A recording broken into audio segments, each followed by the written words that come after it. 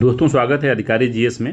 तो हम लोग देखेंगे इसमें प्रैक्टिस सेट वन। तो हम लोग आर की प्रैक्टिस देख रहे थे, तो एक नया बुक मिली है, तो उसका जो प्रैक्टिस सेट वन को हम देखते हैं। ठीक है। तो इससे पहले हमने वाई टी का क्या कहते हैं, यूथ कंपटीशन का ना, YTC क्या है उसका ही अपलोड किया है। तो 5 हिंदी, 5 हिंदी का, 5 जीएस का कर दिया है। उसको वहाँ से आप देख सकते हैं। उससे काफ़ी आपको बेनिफिट मिलेगा, आप काउंसलर भी बढ़ेगा उससे। ठीक। चलिए देखते हैं, इसका प्रैक्टिस नंबर 1 है इसका आर के लिए। तो पहला क्वेश्चन इसमें, हड़प्पा कालीन स्थल लोथल जो है निम्नलिखित में से किस नदी के तट पर स्थित है। तो लोथल जो है किस नदी पे है? भोगवा नदी पे है, बिंदार नदी पे है, मादर नदी पे है, या सादी कौर नदी पे है। तो ये 3 नदियां तो कभी सुने नहीं होंगे, मतलब मादर सुने होंगे एक बार, बाकी ये दोनों नहीं सुने होंगे। तो इसका भोगवा नदी पे है, ए आंसर इसका सही है। ठीक है। लोथल गुजरात राज्य के अहमदाबाद जिले में भोगवा नदी के तट पर स्थित है। ठीक है। खोज पूछता है कि खोज किसने किया था। तो इसकी जो खोज है, जिसकी खोज है वो किए थे SR राव ने किया था। ठीक है। SR राव। ठीक है, याद रखिएगा, SR राव ने किया था। पहले का पहला आंसर सही है, ए वाला। ठीक है। दूसरा है, निम्नलिखित में से असत्य कथन युग्म की पहचान करना है। तो चंद्रयान 3 के बारे में हमको बताना है क्या सत्य है।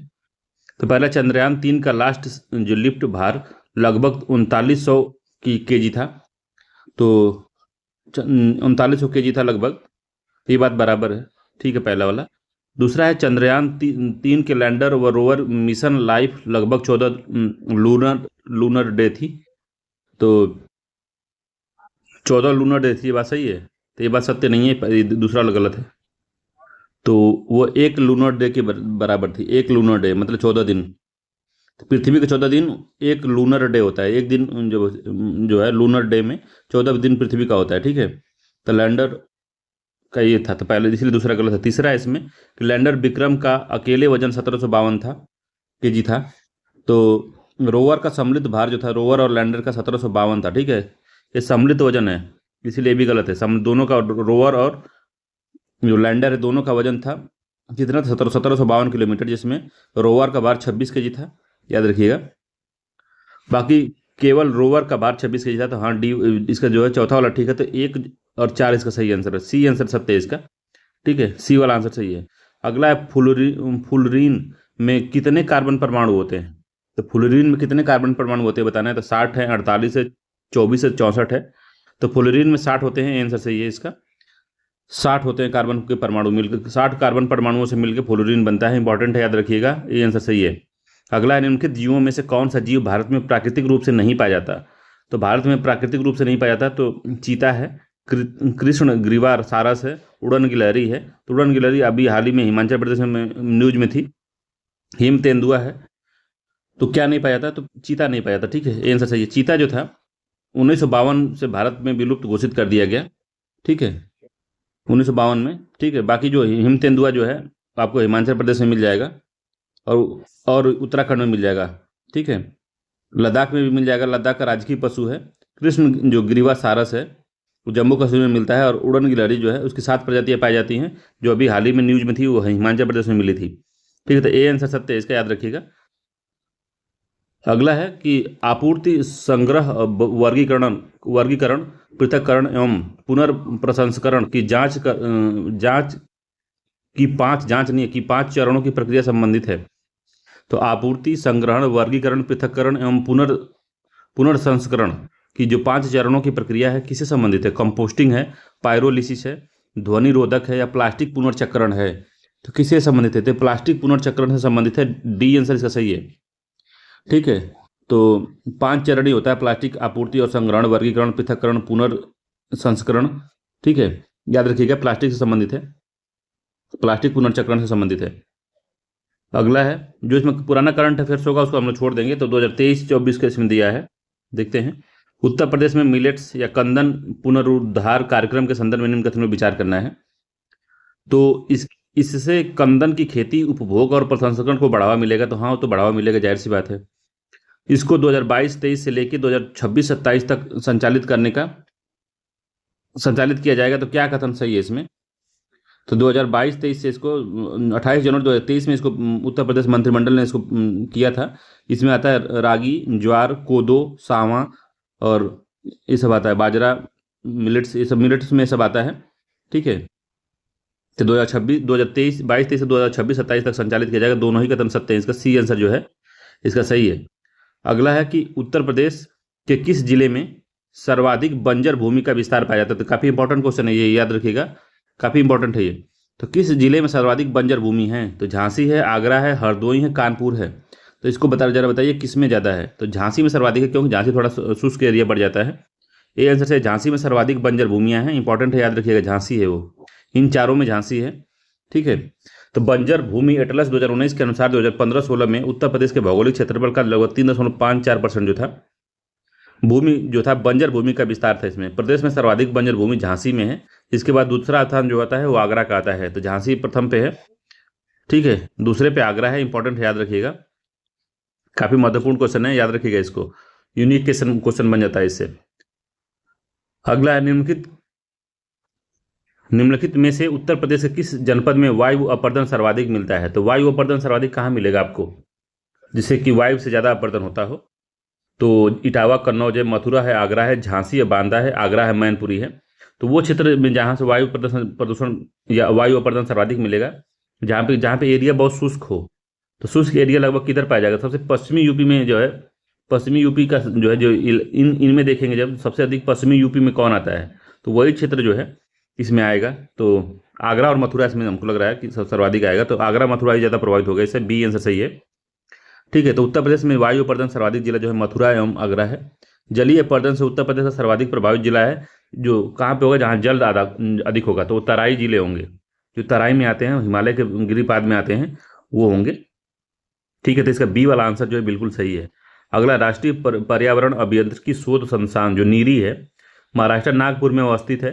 तो कभी कभी पूछता है कि नीरी का मुख्यालय कहाँ है, हेडक्वार्टर कहाँ है उसका, तो नागपुर में अवस्थित है। इसके 5 क्षेत्रीय कार्यालयों का सही संयोजन क्या है? तो 5 क्षेत्रीय कार्यालय हैं इसके, कौन कौन से हैं उसमें? तो दिल्ली में भी है एक मुंबई में है, एक चेन्नई में है, एक हैदराबाद में, एक कोलकाता में है। तो दिया तो सभी में है ये, मगर सही संयोजन पूछा था, पहले सबसे पहले दिल्ली में है, फिर मुंबई में बना, फिर चेन्नई में, फिर हैदराबाद, फिर कोलकाता में है। ठीक है, तो ए वाला जो इसका आंसर है, क्षेत्रीय कार्यालय का सही संयोजन ए वाला ठीक है। ठीक है, तो याद रखेंगे इसको। तो राष्ट्रीय पर्यावरण अभियांत्रिकी शोध संस्थान नागपुर वाला ये क्या कार्य करता है? तो ये जो है विज्ञान और प्रौद्योगिकी मंत्रालय के अंतर्गत आता है। ठीक है, जिसकी स्थापना पानी की आपूर्ति, सीवेज निपटान, संचारी रोग, औद्योगिक प्रदूषण, व्यावसायिक रोगों पर ध्यान केंद्रित करने के लिए इसको बनाया गया था। ठीक है, इसका मुख्यालय जो है, जो ए वाला आंसर इसका जो है सत्य है। कहाँ कहाँ है सब। अगला है क्षेत्रीय मुख्यालय मतलब। अगला है 10 नंबर का कि प्रसिद्ध विद्वान लेनपुल ने किसे लघु अकबर की संज्ञा दी थी। तो लेनपुल ने किसको लघु अकबर कहा था? तो दारा शिकोह को कहा था, कि इब्राहिम द्वितीय को, मोहम्मद शाह रंगीला को, जहांदार शाह को। तो द्वितीय अकबर कहा गया था उसको, किसको कहा गया था? तो दारा शिकोह को लघु अकबर की ने, जो लेनपुल ने दारा शिकोह को दिया था। ये आंसर सही है। दारा शिकोह काफी सहिष्णु राजा था। ठीक है, एक विद्वान भी था, व्यक्तिगत तौर पर काफी उदार व्यक्ति था ये, इसी कारण से इसको लघु अकबर की संज्ञा दी गई थी। दारा शिकोह को शाह बुलंद इकबाल भी कहा जाता था, शाह बुलंद इकबाल, शाह बुलंद इकबाल भी कहा जाता था। इकबाल ये नहीं रहेगा, ई जो ऊपर है, इकबाल।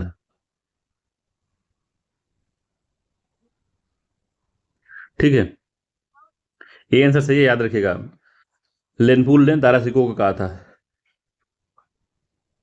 अगला है वेद और इसके ब्राह्मण ग्रंथ में से कौन सा सुमेलित नहीं है।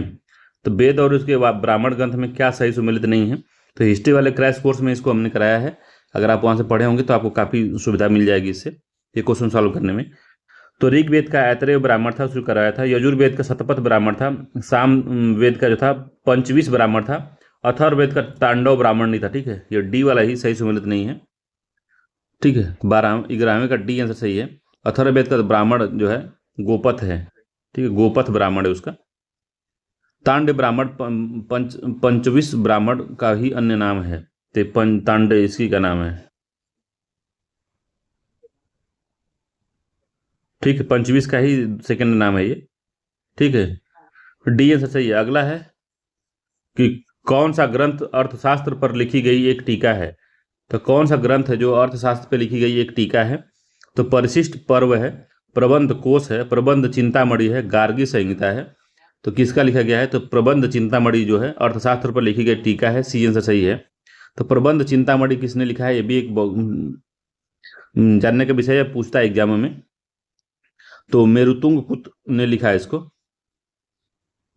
मेरुतुंग, मेरुतुंग उनका नाम था, मेरुतुंग कुत ने लिखा है इसको। कौटिल्य के अर्थशास्त्र पर लिखी एक टीका थी। प्रबंध कोश की रचना जो है राजशेखर ने की थी, इसका जो है राजशेखर ने की थी। प्रबंध चिंतामणि इनका है, ये राजशेखर ने की थी, राजशेखर, ठीक है।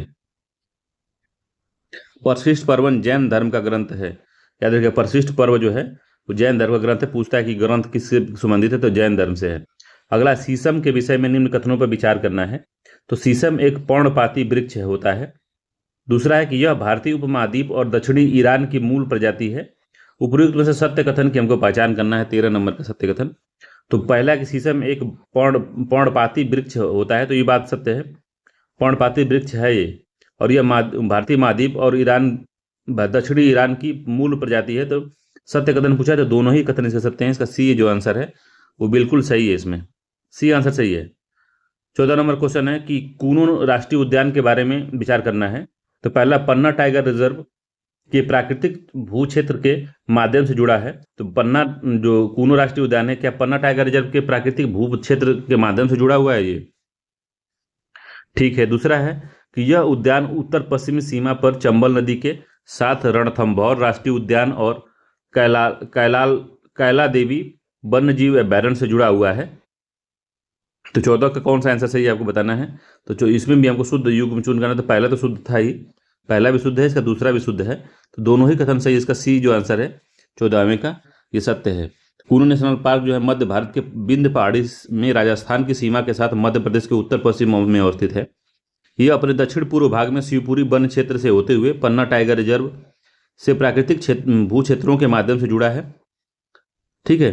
यह एक सतत फॉरेस्ट लैंडस्केप का निर्माण करता है। रणथंभौर जो बाघ अभयारण्य राजस्थान में है, उसके पूर्वी भाग में करौली और सवाई माधोसिंह जिले में अरावली तथा बिंद पर्वत श्रृंखला के संगम पर स्थित है। ये रणथंभौर जो राष्ट्रीय उद्यान है सवाई मानसिंह कैला देवी अभयारण्य भी इसमें इसी के अंदर है, ठीक है। कैला देवी वन्यजीव अभयारण्य के कुछ जो हिस्से हैं चंबल के दुर्लभ निवास स्थानों में से आते हैं। तो ये दोनों कथन इसके सही हैं, याद रखिएगा, इंपॉर्टेंट है। अगला टाइगर रिजर्व है, उसकी अवस्थिति ये बताना हमको। तो रामगढ़ बिशनधारी टाइगर रिजर्व जो है कहाँ पे है? तो क्या पूछ रहा है? असत्य युग्म हमको पहचानना है इसमें ठीक है। तो रामगढ़ बिशनधारी टाइगर रिजर्व जो है वो राजस्थान में है, ये ठीक है। रानीपुर टाइगर रिजर्व उत्तर प्रदेश में, ये भी बात सही है। कूनो टाइगर रिजर्व जो मध्य प्रदेश में, ये भी सत्य है। दुर्गावती टाइगर रिजर्व आंध्र प्रदेश दिया है। तो दुर्गावती टाइगर रिजर्व जो है वो आंध्र प्रदेश में नहीं है, इसको याद रखिएगा। दुर्गावती टाइगर रिजर्व हाल ही में उसको मंजूरी दी गई थी, ठीक है। तो मध्य प्रदेश वन्य जीव बोर्ड ने पन्ना टाइगर रिजर्व था कि बाघों के लिए एक नए रिजर्व दुर्गावती टाइगर रिजर्व को मंजूरी दी। इसका विस्तार मध्य प्रदेश के नरसिंहपुर में है, ठीक है। तो ये भी मध्य प्रदेश में है, ये एमपी में है दुर्गावती टाइगर रिजर्व। तो इसको बात याद रखिए, डी आंसर इसका सही है, यही वाला जो है सही सुमिलित नहीं था, असत्य कथन डी वाला ही था। अगला नेहा विपुल की माँ है, ठीक है। नेहा जो है विपुल की माँ है, विपुल की माँ नेहा है। रजत नेहा का भाई है, तो नेहा का भाई रजत है। प्रभाकर रजत का पिता है, प्रभाकर रजत का पिता है। प्रभाकर विपुल से क्या संबंध है? तो नाना का संबंध है, प्रभाकर नाना है विपुल का, तो नाना माँ का पिता। तो बी आंसर जो है 16वें का यही सही है। नाना और माँ है पिता, माँ का पिता है, ठीक है। तो इंपॉर्टेंट है, याद रखिएगा, बी आंसर जो है इसका सत्य है। अगला क्वेश्चन इसमें है कि अगर Q का अर्थ प्लस है, तो Q का अर्थ प्लस है और J का अर्थ गुणा है, T का अर्थ माइनस है और K का अर्थ भागा है, तो हमको बताना है कि 52 भागे 4, Q का मतलब प्लस है 6, J का मतलब है गुणा है गुणते 12, T का मतलब कितना है? तो T का अर्थ माइनस 12 माइनस 8, तो बताना ये कितना होगा, ठीक है। यार कितना होगा इसको बता देना है आपको। तो 52 भागा 4 प्लस 6 इंटू 12 माइनस इतना, तो 13 चौके 52 हो जाएगा। तो 13 यहाँ से हो जाएगा, ठीक है। 13 हो गया यहाँ से, प्लस हो गया 6 गुणते 12 माइनस 8 हो जाएगा, फिर 13 12 × 6 = 72 हो जाएगा। 72 - 8 कितना हो जाएगा? तो हो जाएगा ये 13 + 72 - 8, 13 और 72 कितना होगा? 3 × 2 = 5 हो जाएगा, और 7 × 1 = 8 हो जाएगा। 85 - 8 हो गया 77। 77 आंसर सही होगा इसका, जिसका डी आंसर जो है यही सत्य होगा, 77 होगा। ठीक है, उपरोक्त चित्र में कितने त्रिभुज हैं हमको बता देना है। कितने त्रिभुज हैं उपरोक्त चित्र में, तो इसको गिनना पड़ेगा। ठीक है, तो ए, ई, बी, सी, डी, एफ हो जाएगा यहाँ पे, आई कर लेते हैं यहाँ, और जे और के कर लेते हैं। ठीक है, तो इसको लिख लिख के गिनना पड़ेगा। ठीक है, तो लिख के गिनिए कितना होगा इसका। 20 होगा इसमें। ठीक है, 20 त्रिभुज हैं इसमें। इसको फिगर काउंटिंग वाला एक क्वेश्चन आता है, तो 20 क्वेश्चन इसमें होंगे, याद रखिएगा। अगला, उत्तर प्रदेश की जनसंख्या नीति 2021 से 30 के संदर्भ में निम्न कथनों पर विचार करना है। तो उत्तर प्रदेश की जनसंख्या नीति 2021 से 30 के में प्रश्नगत में क्या सत्य है बताना है हमको। तो पहला है कि 0 से 1 वर्ष आयु में शिशु मृत्यु दर प्रति हजार जो है 0 से 1 वर्ष की आयु में मृत्यु दर जो को वर्ष 2026 तक 32 और 2030 तक 22 पर लाने का लक्ष्य रखा गया है। तो मृत्यु दर क्या होती है? तो प्रति हजार पे कितने बच्चे जीवित मर गए हैं, कितने जो बच्चों की मृत्यु हो गई 1000 बच्चों के जन्म पे, उसको मृत्यु दर कहते हैं। तो उसको कह रहा है कि 2026 तक इसे 32 और 2030 तक 22 लाने का लक्ष्य रखा गया है। तो यही लक्ष्य रखा गया। ठीक है, ये अगला कि 5 वर्ष से कम उम्र की मृत्यु दर को प्रति हजार जीवित जन्म पर 2026 को 35 करना है और 2030 तक 25 पर लक्ष्य लाना है। तो नीचे दिए कथन से बताना है कि क्या जो है उत्तर का सही उत्तर का हमको चयन करना है। तो क्या सत्य है? तो दोनों ही कथन इसमें सत्य हैं। इसका सी आंसर सही है। 1 और 2 दोनों ही सत्य हैं। 1 और 2 दोनों ही सत्य हैं। तो ये लाना है दोनों का। 1 वर्ष वालों को हमको 2026 तक 32 कर देना है। ठीक है, 2030 तक उसको 22 कर देना है। और 5 वर्ष से कम उम्र के बच्चों को 2026 तक कर देना है 35 और 2030 तक 25 पे ला देना है। ठीक है, याद रखिएगा, इंपॉर्टेंट क्वेश्चन है, इस तरह से क्वेश्चन पूछता है। अगला इसमें है कि जून 2019 को उत्तर प्रदेश सरकार द्वारा वृद्धा पेंशन योजना के तहत जो प्रदत्त पेंशन राशि को प्रति लाभार्थी 400 रुपये से बढ़ाकर 500 रुपये का निर्णय लिया गया। इस संदर्भ में निम्न कथनों पर विचार करना है। ठीक है, तो निम्न कथनों पर विचार कर देना है इसमें। तो पहला, किस योजना के तहत 60 से 79 वर्ष आयु के लाभार्थी को पेंशन प्रदान किया जाना है? तो ये बात सही है। इस पेंशन में 500 रुपये की राशि को 300 रुपये 500 राशि में 300 रुपये राज्य का अंश है और 200 रुपये केंद्र का अंश है। तो इसमें बताना है कि उपरोक्त कथनों की सहायता से बताना है कि कौन सा कथन जो है सही है। तो दोनों ही कथन सही है, इसका सी आंसर सही है। तो 300 रुपये जो है राज्य सरकार देगी और 200 रुपये जो होगी केंद्र सरकार देगी। अगला है कि निम्नलिखित नगरों में से कौन सा सुमेलित नहीं है? तो प्राचीन नाम है और आधुनिक नाम है। तो मधुपुरी, मधुपुरी किसको कहते थे? तो मधुपुरी मथुरा कहते थे, ये बात सही है। ब्रह्मसारिणी जो था बरसाना कहते थे, ब्रह्मसारिणी बरसाना था। इसमें सुमेलित नहीं है बताना। तो पहला सत्य है, दूसरा भी सत्य है। ब्रह्मवर्त जो था बिठूर था। ब्रह्मवर्त में रहने वाले बिठूर जो कानपुर में है, गंगा नदी के किनारे, गंगा नदी किनारे पूछता है बार बार इसको बिठूर को। बिठूर इंपॉर्टेंट है, कानपुर में है। ठीक है, आगे है कि चंद्रनगर जो फर्रुखाबाद में है। तो चंद्रनगर फर्रुखाबाद में नहीं है। चंद्रनगर को फर्रुखाबाद कहते थे। तो चंद्रनगर या चंद्रवार को फिरोजाबाद कहते थे। फर्रुखा नहीं था, फिरोजाबाद था वो, फिरोजाबाद।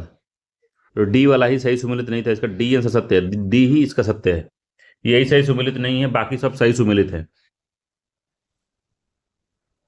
ठीक है, अगला क्वेश्चन है इसमें, सूची 1 को सूची 2 से मिलाना है बताना। नहर है और उद्गम स्थल है इसके। तो नहर है और उद्गम स्थल 22 नंबर क्वेश्चन है ये। तो मध्य गंगा नहर है बिजनौर में। तो मध्य गंगा जो बिजनौर में है। ठीक है, सरयू नहर जो है कतरनिया बहराइच में है, कतरनिया घाट बहराइच। तो ये भी बात सत्य है। घग्गर नहर जो है मिर्जापुर में दिया। तो घग्गर मिर्जापुर में नहीं है। घग्गर जो है, घग्गर नहर कहाँ पे है? इसका कूट बताना है। कूट इसका बताना है कौन सा सही है इसमें।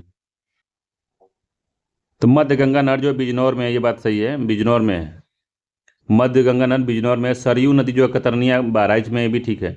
घग्गर नदी मिर्जापुर में है। सोन नदी की सहायक नदी घग्गर है मिर्जापुर में। सोन की सहायक घग्गर है। घग्गर ये दूसरी है, वो घाघरा नहीं है वाली। महोदा बांध नगर जो है हमीरपुर में है।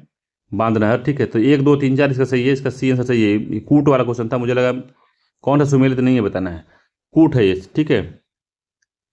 23 नंबर क्वेश्चन है कि निम्नलिखित कथनों पर विचार करना है। तो महिगीर जनजाति समुदाय उत्तर प्रदेश के बिजनौर जिले में रहती है। तो माहीगीर जो जनजाति है कहाँ पे रहती है, तो माहीगीर के अलावा बिजनौर में बुक्का भी रहती है, ये भी याद रखिएगा। महागीर के साथ साथ बुक्का जो है ये भी बिजनौर जिले में पाई जाती है। बुक्का जनजाति उत्तर प्रदेश के मुख्यतः बिजनौर जिले में पाई जाती है। तो बुक्का जो है बिजनौर जिले में पाई जाती है। दोनों ही कथन सत्य हैं इसके, ठीक है। पहला भी सही है, इसका दूसरा भी सही है। इसका सी वाला जो आंसर है सही कथन हमको बताना है। दोनों ही कथन सही है, सी वाला आंसर ठीक है। अगला है, ये पुराना थोड़ा सा पेपर है, तो ये जो अगस्त 2023 का पूछा है तो ये गलत है, इसको छोड़ देते हैं। अगला, भारत का पहला कार्बन न्यूट्रल गांव विकसित किया जाएगा। तो कार्बन न्यूट्रल गांव कहाँ विकसित किया गया है, तो ठाणे महाराष्ट्र में किया गया है, ये आंसर इसका सही है। अगला है, ये पुराना क्वेश्चन है, छोड़ देते हैं, ये भी छोड़ देते हैं। अगला है, निम्नलिखित में से किस राज्य द्वारा मिशन नंद बाबा शुरू किया गया है। तो मिशन नंद बाबा कहाँ शुरू किया गया बताना है आपको। तो उत्तर प्रदेश में शुरू किया गया था मिशन नंद बाबा। तो कभी पूछ सकता है कब शुरू किया गया था, तो जून 2023 में शुरू किया गया। इसको जून 2023 में मिशन नंद बाबा शुरू किया गया था। इंपॉर्टेंट है, याद रखिएगा इसको। तो इसमें दुग्ध उत्पादक किसानों की आय को वृद्धि करना इसका लक्ष्य था इसमें। अगला है, उत्तर प्रदेश के निम्नलिखित जिलों में से कहाँ पर प्रदेश का पहला हेरिटेज पार्क और रेलवे कोच रेस्टोरेंट खोला जा रहा है। तो रेलवे कोच रेस्टोरेंट और जो है हेरिटेज पार्क कहाँ पे खोला जा रहा है उत्तर प्रदेश में, तो खोला गया है ये, तो ये आगरा में खोला गया है। इसका डी आंसर सत्य है।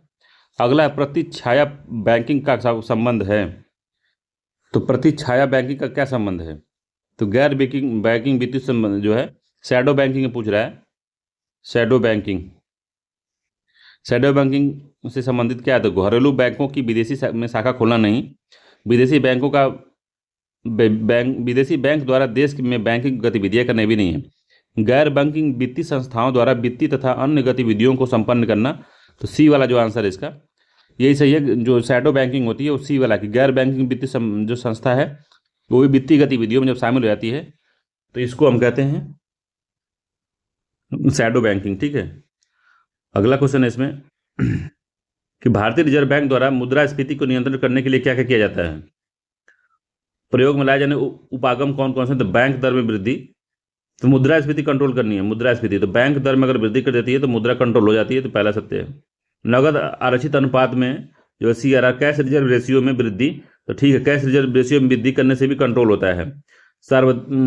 सांविधिक तरलता अनुपात SLR में वृद्धि, तो इसमें वृद्धि भी कंट्रोल करता है। तो तीनों ही कथन सत्य है, उपरोक्त में सभी सही है, इसका डी आंसर सही है। सभी का यूज करके मुद्रास्फीति को कम किया जा सकता है, ठीक है। 31 नंबर का डी आंसर सही है। अगला है, निम्नलिखित में से कौन सा कथन असत्य है। असत्य कथन हमको बताना है 32 नंबर का। तो पहला है कि जीवों के शुष्क भार का लगभग 49% कार्बन से बना होता है। तो जीवों के शुष्क भार का 49% लगभग कार्बन का बना होता है, ये सत्य है। दूसरा है कि कुल भूमंडलीय कार्बन का केवल 1% वायुमंडल में समाहित है, तो ये भी बात सत्य है। असत्य पूछा है हमसे, जीवों को फास्फोरस की प्राप्ति मुख्य रूप से चट्टानों के अपक्षय से होती है। तो हाँ, चट्टानों के अपक्षय से ही जो है तो इसमें जो फास्फोरस की आपूर्ति होती है, ये बात बिल्कुल सही है। डी है कि फास्फोरस चक्र में कार्बन महत्वपूर्ण भूमिका निभाता है। तो जो फास्फोरस चक्र में कार्बन महत्वपूर्ण भूमिका नहीं निभाता, ये गलत है। तो इसका डी आंसर जो है यही सत्य है, याद रखिएगा। 32 में फास्फोरस चक्र में वायुमंडल की भूमिका नगण्य होती है, क्योंकि जीवों व पर्यावरण के मध्य फास्फोरस का विनिमय नहीं होता। जीवों को फास्फोरस की प्राप्ति मुख्यतः चट्टानों से होती है, ठीक है, याद रखिएगा। डी आंसर जो है इसका यही गलत है। अगला महा इंपॉर्टेंट क्वेश्चन है, इस तरह क्वेश्चन बहुत ज़्यादा पूछता है। तो कह रहा है SDG जो 3 है वो किसके लिए है। तो SDG जो है गुणवत्तापूर्ण शिक्षा के लिए है, ये बात सही है। स्वास्थ्य सुरक्षा, तो पहला सही नहीं है, पहला गलत है, ठीक है। ये SDG जो 3 है वो अच्छा स्वास्थ्य से संबंधित है, ये गलत है, ठीक है। अच्छा स्वास्थ्य कल्याण से संबंधित सभी के लिए जो है स्वास्थ्य जीवन और जीवन स्तर की उच्च गुणवत्ता। तो क्वेश्चन सही से पढ़ते हैं कि निम्नलिखित युग्म में से सही युग्म हमको चुनना है। तो SDG की गोल तीसरा गलत है। ये गुणवत्तापूर्ण शिक्षा नहीं है। गुणवत्तापूर्ण शिक्षा जो SDG 4 में है, ठीक है। ये जो है इसमें जो स्वास्थ्य की बात की गई है 3 में, ठीक है, गुड हेल्थ एंड वेलबींग की बात की गई है, अच्छा स्वास्थ्य और कल्याण की बात की गई है इसमें। SDG 8 जो है, तो उसमें जो है सभ्य कार्य और आर्थिक विकास के बारे में बात की गई है, धारणीय स्वच्छ ऊर्जा के बारे में नहीं बात की गई है। ठीक है, धारणीय स्वच्छ ऊर्जा की किसमें कही गई है इसमें? तो स्वच्छ ऊर्जा की बात जो है किस वाले SDG गोल में की गई है? 7 में है। ठीक है, 7वें में है। SDG 11 में क्या है? तो SDG 11 में लिखा है उत्तरदायी उपभोग और उत्पादन, तो ये गलत है। टिकाऊ शहर और समुदाय दिया हुआ है इसमें, टिकाऊ शहर और समुदाय है, तो ये गलत है। SDG 17 सतत विकास हेतु वैश्विक भागीदारी को पुनर्जीवित करना, तो D वाला ही इसका सत्य है, बाकी सब गलत दिया था, D वाला ही सही है। अगला या देखते हैं इसमें कि भारत छोड़ो आंदोलन के दौरान बंगाल के मिदनापुर के तामुलुक में स्थापित समानांतर सरकार का नाम क्या था? तो जो बंगाल के मिदनापुर में जो तामुलुक सरकार थी उसका नाम क्या था? तो सोनार्क सरकार, आमीन सरकार, जातीय सरकार या आपनोर सरकार? तो इंपॉर्टेंट है, इसको बताइए कौन सा था। थोड़ा सा भी आप पढ़े होंगे तो इसको बता देंगे तुरंत ही। ठीक है, तो वो जातीय सरकार थी, C वाला आंसर जो इसका सही है, जातीय सरकार थी। ठीक है, तो 1942 में जो शुरू हुआ अंग्रेजों के विरुद्ध भारत छोड़ो आंदोलन, कोई महाजन आंदोलन था ये। तो यहाँ पे जो बलिया में बनी थी, सतारा में बनी थी, तामलुक में बनी समानांतर सरकार बनी थी। ठीक है, तो जातीय सरकार नाम था इसका, इंपॉर्टेंट है, याद रखिएगा। अगला, नील दर्पण नामक पुस्तक किसने लिखी थी? तो काफ़ी इंपॉर्टेंट क्वेश्चन ये भी है, बार बार पूछता है एग्जामों में। तो हरिश्चंद्र मुखर्जी नहीं लिखा था, RC दत्त ने भी नहीं लिखा, रजनी पामदत्त ने भी नहीं लिखा, दीन बंधु मित्र ने लिखा था, D आंसर सही है, दीन बंधु मित्र ने लिखा था नील दर्पण नामक पुस्तक। इस पुस्तक में बंगाल में नील की खेती करने वाले किसानों की दुर्दशा के बारे में बताया गया है। RC दत्त ने क्या लिखा था? तो RC दत्त ने जो बुक लिखी थी, ये भी आलोचक थे धन के बहिर्गमन का, तो इन्होंने लिखा था भारत का आर्थिक इतिहास। ठीक है, इंपॉर्टेंट है ये, भारत का आर्थिक इतिहास। इंडिया टुडे रजनी पामदत्त की द्वारा रचित एक बुक थी, इंडिया टुडे। ठीक है, निम्नलिखित में से कौन सा अधिनियम गलमोटू अधिनियम के से नाम जाता है? गलगोटू है, गलमोटू ने गलगोटू, थोड़ा सा गलगोटू अधिनियम के नाम से जाना जाता है, उसका क्या नाम है? तो रेगुलेटिंग एक्ट अधिनियम 1773 नहीं, भारत परिषद अधिनियम 1909 ये भी नहीं। ये क्या नाम था इसका बताइए? मार्ले मिंटो सुधार था, तो मंटेगू चैम्सफोर्ड था, छोटा है तो मार्ले मिंटो था, छोटे छोटे मार्ले मिंटो। अगला, देसी भाषा प्रेस अधिनियम को ही हम गलगोटू अधिनियम कहते हैं, C वाला आंसर सही है। तो देसी भाषा प्रेस अधिनियम जो था 1878 में आया था, इसी को कहते हैं। तो इसमें लॉर्ड लिटन के द्वारा देसी भाषा में प्रकाशित समाचार पत्रों पर प्रतिबंध लगाने के उद्देश्य से लाया गया था इसको। ठीक है, इसी कारण की वजह से भारतीयों ने इसे गलगोटू अधिनियम की संज्ञा दी थी। 1882 में लॉर्ड रिपन ने इसको समाप्त कर दिया था, तो लॉर्ड रिपन ने समाप्त किया था इसको, याद रखिएगा इसको। चार्टर अधिनियम 1853 ये भी नहीं था। अगला था कि कम्युनल अवार्ड ब्रिटिश सरकार द्वारा भारतीय दलित को पृथक निर्वाचन प्रदान करने के लिए 1932 में प्रदान किया गया था। उक्त वक्त ब्रिटेन प्रधानमंत्री कौन था? तो मैकडोनाल्ड ही था, प्रधानमंत्री मैकडोनाल्ड था उस समय। 37वें का C आंसर से रेमजे मैकडोनाल्ड ही उसमें प्रधानमंत्री था, इसको मैकडोनाल्ड का कम्युनल अवार्ड भी कहा जाता है। तो C वाला आंसर इसका सत्य है। इसमें ऑप्शन थोड़ा ढका हुआ, तो रेमजे मैकडोनाल्ड इसमें समझ में आ रहा है, तो यही है। अगला, सूची 1 को सूची 2 से मिलाना है, योजनाएं हैं और प्रारंभिक वर्ष है। तो योजनाओं का मैं एक वीडियो लाऊंगा जल्दी ही, तो उसमें योजनाएं सारी रहेगी, जितनी योजनाएं पूछी गई है बार बार, जो यूपीपीसीएस और ROR में पूछी जाती है, तो सबका एक ही जगह कलेक्शन कर दे दूंगा, आपका मामला सेट हो जाएगा। तो प्रधानमंत्री किसान मानधन योजना, तो प्रधानमंत्री किसान मानधन योजना था वो 2019 में आई थी, 31 मई 2019, 4 हो गया। किसान संपदा योजना कब आई थी? तो किसान संपदा योजना 17 में आई थी, तो 26 मई 2017 में आई थी, 3 हो गया। प्रधानमंत्री फसल बीमा योजना, तो ये 2016 में आई थी, 18 फरवरी 2016 में, तो 2 हो गया इसका। प्रधानमंत्री कृषि सिंचाई योजना कब आई थी? तो 2015 में आई थी कृषि सिंचाई योजना, तो 1 हो गया। तो 4, 3, 2, 1 इसका सही है, 4, 3, 2, 1 इसका B वाला जो आंसर है वो सत्य है बिल्कुल। भारतीय औद्योगिक वित्त निगम IFCI की स्थापना कब हुई थी? तो भारतीय औद्योगिक वित्त निगम IFCI की स्थापना कब हुई थी? तो काफ़ी इंपॉर्टेंट है ये भी, याद रखिएगा। तो 1948 में, 1950 में, 1952 में, 1955 में। तो जुलाई सब में कॉमन है, तो इसलिए मैंने पढ़ दिया है। कब हुई थी? तो जुलाई 1948 में हुई थी, A आंसर सही है इसका। तो भारतीय औद्योगिक वित्त निगम की स्थापना जुलाई में हुई थी। इसका प्रमुख उद्देश्य औद्योगिक इकाइयों तथा पब्लिक लिमिटेड कंपनियों को दीर्घकालिक ऋण की व्यवस्था करना इसका मुख्य लक्ष्य था उस समय। अगला है भुगतान संतुलन या बीओपी, बैलेंस ऑफ पेमेंट के भाग कौन कौन है? तो बैलेंस ऑफ पेमेंट के चालू खाता भाग है, पूंजी खाता भाग है, अशुद्धियों तथा भूले, विदेशी मुद्रा प्रारक्षित कोष में परिवर्तन। तो कौन कौन इसके भाग हैं आपको यही बताना है। ठीक है, तो अशुद्धियां तथा भूले ये भी शामिल है, विदेशी मुद्रा प्रारक्षित कोष में परिवर्तन भी इसमें शामिल है। तो चलित में सभी शामिल है, डी आंसर सही है इसका। चालू खाता घाटा, पूंजी खाता घाटे में होने वाले सभी व्यवहार मिलकर भुगतान संतुलन प्रदर्शित करते हैं। क्योंकि ठीक है, व्यवहार तो व्यवहार में जो है विदेशी विनिमय जो फॉरेन एक्सचेंज सृजित करेंगे या विदेशी विनिमय में कमी लाएंगे, इसलिए सभी व्यवहार का अंतिम परिणाम विदेशी विनिमय कोष में वृद्धि या कमी को प्रदर्शित करता है। तो इसमें सभी जो आते हैं भूलें और ये सब जो विदेशी मुद्रा परिरक्षण कोष में परिवर्तन ये सब आता है। ठीक है, भुगतान संतुलन के सभी भाग हैं, डी आंसर इसका सही है। ठीक है, सभी भाग हैं। अगला है कि भारतीय अर्थव्यवस्था की प्रकृति कैसी है? तो भारतीय अर्थव्यवस्था की प्रकृति समाजवादी है, मिश्रित अर्थव्यवस्था है, पूंजीवादी अर्थव्यवस्था, साम्यवादी अर्थव्यवस्था है। तो भारतीय अर्थव्यवस्था की प्रकृति है पूंजीवादी अर्थव्यवस्था नहीं है, इसमें मिश्रित अर्थव्यवस्था है, पूंजीवादी और समाजवादी का मिक्स है इसमें। ठीक है, याद रखिएगा पूंजीवादी और समाजवादी का मिक्स है, बी आंसर जो है इसका सही है। अगला इसमें क्वेश्चन है 42 नंबर क्वेश्चन कह रहा है,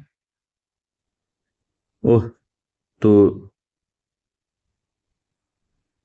अच्छा 42 नंबर क्वेश्चन नहीं दिया है कि भारत में प्रथम पंचवर्षीय योजना की शुरुआत 1951 में हो गई थी। तो भारत में पंचवर्षीय योजना की शुरुआत 1951 में हो गई थी, ये बात सही है। तो 15 मार्च 1950 को योजना आयोग की स्थापना हुई थी। योजना आयोग द्वारा प्रथम जो पंचवर्षीय योजना थी 1951 से 56 तक चली थी, ये तो सभी को याद होगा। ठीक है, तो 51 में ही शुरू हो गई थी। ठीक है, भारत में पंचवर्षीय योजनाओं का मॉडल संयुक्त राज्य अमेरिका से लिया गया था। तो नहीं, जो है भारत में पंचवर्षीय योजनाओं का मॉडल था रूस से लिया गया था, रसिया से, यूएसए से नहीं लिया गया था। पहला इसका सही है, दूसरा गलत है। ठीक है, तो कहाँ से लिया गया था मॉडल? सोवियत संघ या रूस से लिया गया था, ये बात याद रखिएगा। ए वाला केवल सही है इसका, पहला ही सत्य है, आंसर सही है इसका। अगला क्वेश्चन बजट से 2023 से दिया है, तो इसका कोई मतलब नहीं है, हम लोग 25-26 वाला देखेंगे। अगला कोयला उत्पादन 2020-21 के संदर्भ में कथनों विचार करना है। तो छत्तीसगढ़ 2022 से 22.12% संपूर्ण उत्पादन के हिस्सेदारी के साथ देश में कोयला उत्पादन में शीर्ष स्थान पर रहा है। सर्वाधिक उत्पादन हिस्सेदारी निजी क्षेत्र की है। भारत में कोयले के निक्षेपण गोंडवाना क्रम की चट्टान पाया जाता है, तो ये तो सही है, गोंडवाना क्रम की चट्टानों में पाया जाता है, ये बात बिल्कुल सत्य है। सर्वाधिक उत्पादन निजी क्षेत्र में नहीं है, सार्वजनिक क्षेत्र में, ये भी याद रखिएगा, सार्वजनिक क्षेत्र में है। ठीक है, मगर जो सर्वाधिक उत्पादन इस समय जो है, सर्वाधिक उत्पादन इस समय जो कर रहा है वो कर रहा है झारखंड 26%। झारखंड कर रहा है 26.4% कर रहा है। इंपॉर्टेंट है, याद रखिए झारखंड इसमें दिया है छत्तीसगढ़, झारखंड मगर कर रहा है, तो पहला वाला गलत हो गया है। ठीक है, दूसरा भी गलत है, इसमें केवल 3 सत्य है, इसमें 3 ऑप्शन ही नहीं दिया है, तो केवल 3 है। पुराना थोड़ा क्वेश्चन 2022 का क्वेश्चन है ना, ये पेपर बना है, तो इस वजह से थोड़ा सा ये है, तो बता दे रहा हूँ मैं। तो झारखंड 26.4% सर्वाधिक उत्पादन करता है। सार्वजनिक जो कंपनियां हैं वो सर्वाधिक उत्पादन की हिस्सेदारी है कोयला उत्पादन में। और भारत में कोयले का जो निक्षेपण कई बार बता चुका हूँ कि गोंडवाना क्रम की चट्टानों में है। अगला 45 नंबर क्वेश्चन है, निम्नलिखित में से राष्ट्रपति के निर्वाचन हेतु जो निर्वाचक सदस्य कौन होते हैं? तो राज्य विधानसभाओं के सभी निर्वाचित सदस्य होते हैं, तो ये बात सही है। संघ राज्य क्षेत्रों की विधानसभाओं दिल्ली और पुडुचेरी के सभी निर्वाचित सदस्य होते हैं, तो ये भी सत्य है। तीसरा, संसद के दोनों सदनों के निर्वाचित सदस्य, ये भी सत्य है। सभी राज्यपाल तथा उपराज्यपाल, तो ये नहीं सही है। ठीक है, चौथा गलत हो गया, 1, 2, 3 इसका सही आंसर है, सी है 45 नंबर का, 45 का सी आंसर जो है बिल्कुल सत्य है। ठीक है, इसको याद रखिएगा, इंपॉर्टेंट है। तो आर्टिकल 54 में प्रावधान है कि राष्ट्रपति के निर्वाचन ऐसे मंडल द्वारा किया जाएगा जिसमें संसद, लोकसभा और राज्यसभा, राज्य विधानमंडल के निर्वाचित सदस्य द्वारा। केंद्र शासित प्रदेश में दिल्ली पुडुचेरी विधानसभाओं में निर्वाचित सदस्य शामिल होंगे। तो आर्टिकल 54 में लिखा गया है, ये सब पूरा मामला जो आर्टिकल 54 में लिखा गया है, याद रखिएगा। अगला क्वेश्चन है इसमें, संविधान की किस अनुसूची में सरकारों द्वारा शुल्क एवं कर लगाने का अधिकार दिया गया है? तो शुल्क एवं कर लगाने का जो अधिकार है वो किस अनुसूची में दिया गया है? तो 11वीं अनुसूची है, 9वीं अनुसूची है, 8वीं है, 6ठी है और 7वीं है। तो 7वीं में है जो समवर्ती सूची है, सेंट्रल केंद्र सूची है, राज्य सूची है। तो इन सूचियों में ही दिया गया है हमको शुल्क लगाने का अधिकार जो उल्लेखित इसी में है। तो इसका डी आंसर जो है समवर्ती 7वीं अनुसूची में, इन्हीं में अनुसूची में 7वीं में दिया गया है। अगला कि भारत के संविधान की 12वीं अनुसूची में नगर पालिकाओं के लिए कितने मत देता है? तो नगर पालिकाओं के लिए नगर देता है 20, 19 है, 18 है, 29 है। तो 29 तो है 11वीं अनुसूची में। तो 12वीं अनुसूची में पूछा तो 18 सब्जेक्ट हैं, सी आंसर सही है। 74वां कॉन्स्टिट्यूशन अमेंडमेंट 1992 में 12वीं अनुसूची जोड़ी गया था। ठीक है, इसमें जो है 18 सब्जेक्ट हैं, याद रखिएगा इसको, सी आंसर सही है। 18 विषय सम्मिलित हैं। अगला क्वेश्चन है 48 नंबर का, भारत के संविधान में निम्नलिखित में से क्या उल्लेखित है? तो भारतीय संविधान में क्या उल्लेखित है? तो संसद, राष्ट्रपति और 2 सदनों से मिलकर बनेगा। तो संसद, राष्ट्रपति और 2 सदनों से मिलकर बनेगा, लोकसभा और राज्यसभा से। तो पहला जो है 48वें का जो पहला सत्य है। दूसरा है राष्ट्रपति संसद के किसी भी सदन का सदस्य नहीं होगा। तो ये भी बात भी सही है, दोनों ही कथन सही है इसका, डी आंसर सत्य है, दोनों ही कथन सत्य हैं इसमें। ठीक है, तो भारतीय संविधान के अनुच्छेद 79 में प्रावधान किया गया कि एक संसद होगी जिसका निर्माण लोकसभा, राज्यसभा और वो राष्ट्रपति से मिलकर होगा। और राष्ट्रपति जो है संसद के किसी भी सदन का सदस्य नहीं होगा, परंतु वह लोकसभा का सदस्य निर्वाचित होने की अर्हता रखता होगा। ठीक है, तो आर्टिकल 79 में ये बात को कही गई है। ठीक है, इंपॉर्टेंट है, याद रखिएगा 79 को। अगला क्वेश्चन इसमें कि कौन सी जाति अनुसूचित मानी जाएगी, यह निश्चित करने का अधिकार निम्नलिखित में से किसे प्राप्त है? तो कौन सी जाति अनुसूचित मानी जाएगी, इसका अधिकार किसके पास है? तो प्रधानमंत्री के पास, राष्ट्रपति के पास, अनुसूचित जाति जनजाति आयोग के पास, या राज्य का राज्यपाल? तो काफ़ी इंपॉर्टेंट क्वेश्चन है ये, बहुत महत्वपूर्ण क्वेश्चन दे दिया है। कौन करेगा ये? तो ये राष्ट्रपति करेगा, बी आंसर सही है। समझ रहे हैं? तो भारतीय संविधान के अनुच्छेद 341(1) में राष्ट्रपति किसी राज्य या संघ राज्य क्षेत्र के राज्यपाल से परामर्श करके राज्य या संघ के क्षेत्र की जाति को अनुसूचित जाति घोषित कर सकता है। तो राज्यपाल के परामर्श के बाद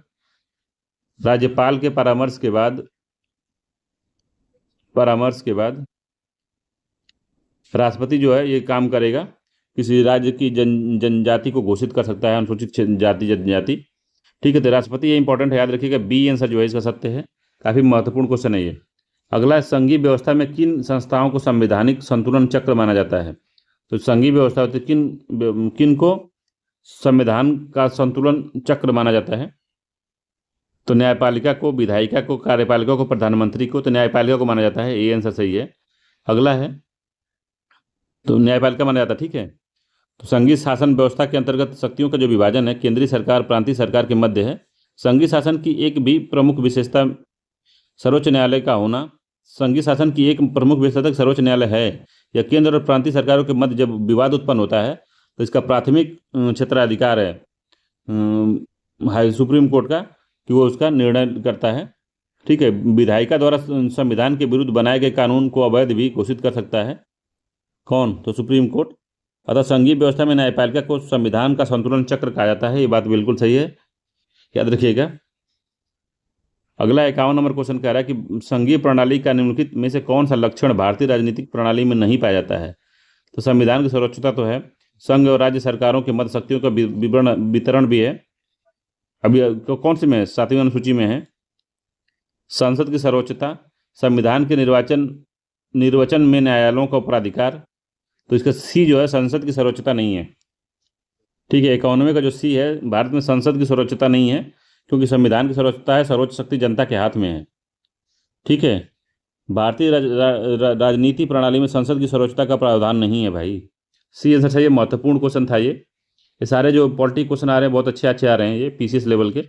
भारत में सर्वाधिक अनुसूचित जनजाति की जनसंख्या किस राज्य में निवास करती है? सर्वाधिक अनुसूचित जनजाति जो है वो मध्य प्रदेश में है। अनुसूचित जनजाति जो है सर्वाधिक जो है मध्य प्रदेश में स्थित है। 52वें का डी आंसर सही है। और अरुणाचल प्रदेश में नहीं है, नागालैंड में भी नहीं है, वो मेघालय में भी नहीं है, वो मध्य प्रदेश में है सर्वाधिक जो है।